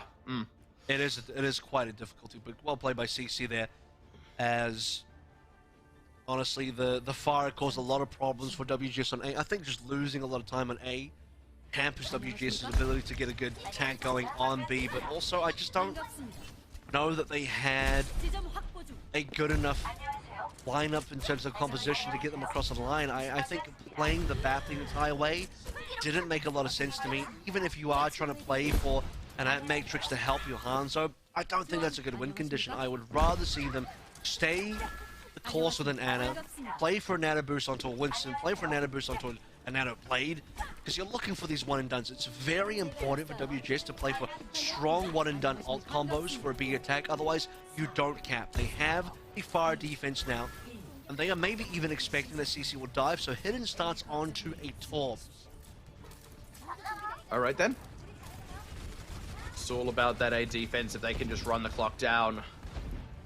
Because really they want to starve CC out for time. They don't want to let CC have the opportunity to both get a snowball push or just have enough time that they can eventually crack the nut of B. They really need to keep CC lean on the second attacking half. This is flying a Vulture! Vulture taken down so early. That's huge as Innovation just gets the shots in. Albam does get a res, but he's going to trade his own life for that, so Vulture better make this worthwhile. Arpen's taking the heat, the extra healing just not there. It's only Arong now able to keep Bono alive. Nope, he's straight down as well. So, as I say, run down the clock. Nope, CC are going to run down point. There were 3 members on CC bionated on critical HP, Innovation of which I think was on 1 HP. And all 3 lived. I think it was Wuhel, someone on Innovation. They've all somehow lived. Some with a couple of late frags here as well, as I think WGS might have been resetting, but that being said, Bono is definitely resetting very late if that was the case. As CC now have a strong contention for a double cap. I mean, Vulture needs this barrage. Quick snap, because I don't see any other way for WGS to really slow this down.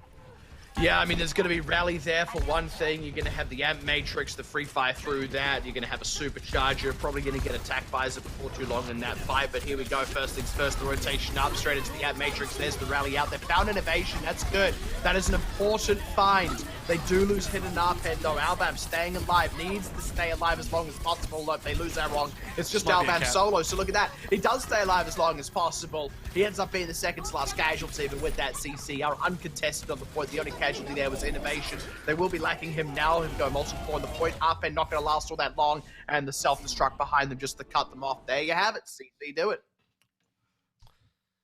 And it was dominant. Very dominant. Man, it's a little bit unfortunate for the side of WGS there, but honestly, I think that initial defense was with the Pharah got taken down almost instantly. You had Wuhel just flying in the face of Vulture, backed up by great damage being placed in by, I think it was Innovation's Soldier there as well. And once the Pharah is gone, I mean, that's a lot of your defensive pressure, and you're looking at a very clean double cap as well, because it was a clean wipe. I mean, snowball as well. WGS just lost everybody. They didn't get any trades. They didn't slow down CC at all by actually getting these kills. Just getting at least a couple of kills, A, boosts your own ultimate charge, and B, slows down the attackers in terms of forcing them to wait for respawns. None of that happened. Triple Bionade, not a single kill on there. Everybody stayed alive. Yeah, okay, there was an immortality field, but the immortality field got destroyed. It went away, and still all 3 of them end up surviving through the purple. So just wild stuff there, and then there's just too many ultimates. Barrage is there, obviously, to try and stall up and prevent the last place from coming through, but I think Vulture got 1 kill and that was it. Yeah, and look, if I may as well, look, I saw, what, 5:55 thereabouts when CC capped A, so like nearly 6 minutes on the clock. I think even if WGS had somehow scraped through on that initial defense, probably would have given away at least a tick there for one thing. Keep in mind, they only had 70% of their own when they had their attacking half. So even if they just somehow managed to finagle something, lean into the defender's respawn advantage, with 6 minutes on the clock, I still think CC would have inevitably, just purely based on the composition, would have inevitably been able to rebuild enough critical ultimates, come back in, even if they just played for thirds. You know, you got 6 minutes, you pick up a third in your initial snowball push, you pick up another third thereafter, and then there's only 4% difference between 2/3 and 70 if you haven't already got it in that second tick push already. So I feel like as soon as that A defense collapsed, it was inevitable that CC were going to win. It was just a question of when, and they already had a huge potential for a snowball anyway, so no surprise that it happened straight on the first push. Let's move on now to the next thing we have on the agenda, which is to give up player of the match award over to one of the CC members for winning here. Not quite as dominant as what we saw in the T1 matchup, but still easy Han. I think on the Hanzo especially, just pulled out some crazy stuff across the board. Very consistent player. McCree as well. I remember that opening Oasis that McCree had Deadeye within seconds. It was really fast ult generation in terms of damage being dealt here. So Great plays by Easy Harm. Honestly, well deserved. Another situation where a whole team was pretty dominant. Yeah, okay, there was a bit of slowdown on Numbani, but if you kind of take away Numbani, you look at the maps they won, Easy Han is a big reason why they won hard. Yeah, for sure. I would give, if you will, a special mention to Innovation. We saw a lot of high-value tac visors specifically. Like, aside from that, he was just doing Soldier's work, keeping consistent DPS out, but we did see surprising kills coming through from the tac visor a lot of the time because he was committing it at points of the fight where defenses had already been dealt with, often by Easy Hard. So credit there as well. And also in a similar vein, I actually want to give a bit of credit to Vulture, who was kind of a bit of a shining light at several junctures on the side of WGS. Just a little bit unfortunate that it wasn't able to work out overall. So when all's said and done, CC, expected result, if a little cleaner than GC Busan, purely because there wasn't that extra draw. So this is a cleaner 3-1 compared to the 3-1 with the draw in the middle there they had last week. On WGS's side, I would actually say on their losses, I feel like they played a slightly more consistent match than what we saw out of GC Busan. GC Busan felt all over the place, and it felt like they were a bit mixed, a bit kind of spaghetti on their on the maps they were losing, and then suddenly Blizzard World was just this absolute shining beacon, whereas like Numbani for WGS was solid, don't get me wrong. There's obviously questions to be raised about CC's choice of composition, but overall I feel like when you look at WGS moving forward, obviously this is all about them probably going to be finishing in 4th place, needing to look good going into the play-ins, and then potentially still securing a berth into playoffs later on down the line.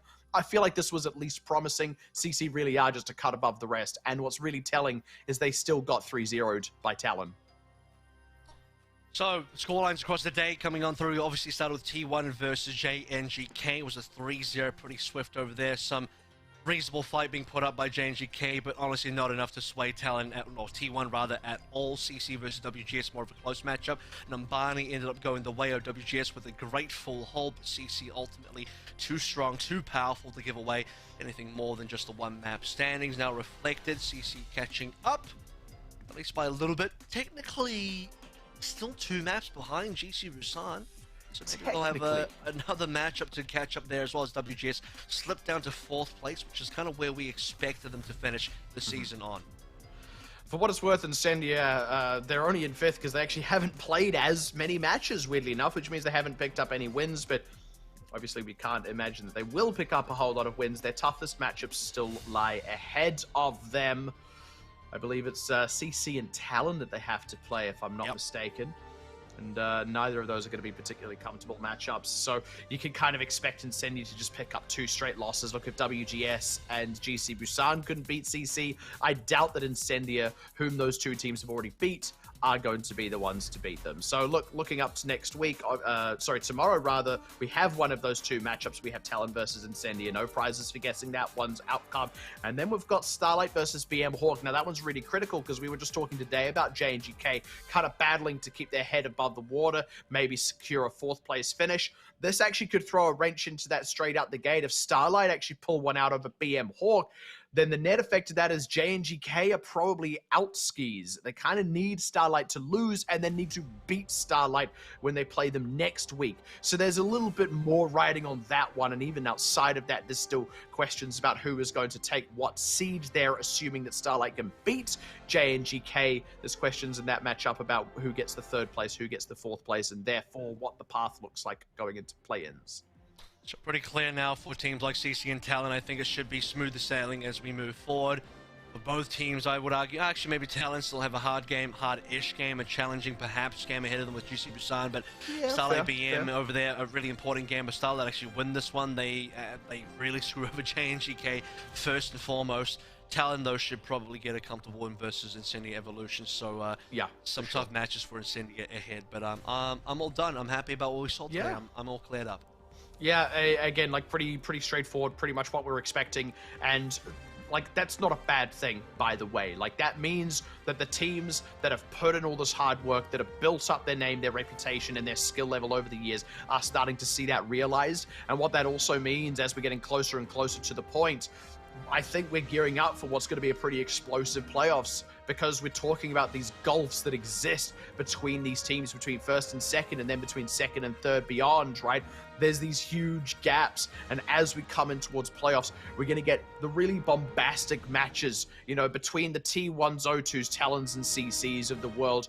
I don't know that we're going to get another challenger from the rest of the pack like what we got in Season 1, but there's still a super high caliber, and that's what you're really angling towards in playoffs. As we're in the business end of the group stages now, I think the incitement should only be increasing because we've had these expected outcomes, because the teams that are good have stayed good and are going to continue to stay good as we hit the playoffs. But for tonight, we're all done and dusted. We still have tomorrow coming up for this week. And then after that, there's just one more week left of the group stages before we really hit the business end of this tournament. So thank you very much for tuning in tonight. We'll see you tomorrow.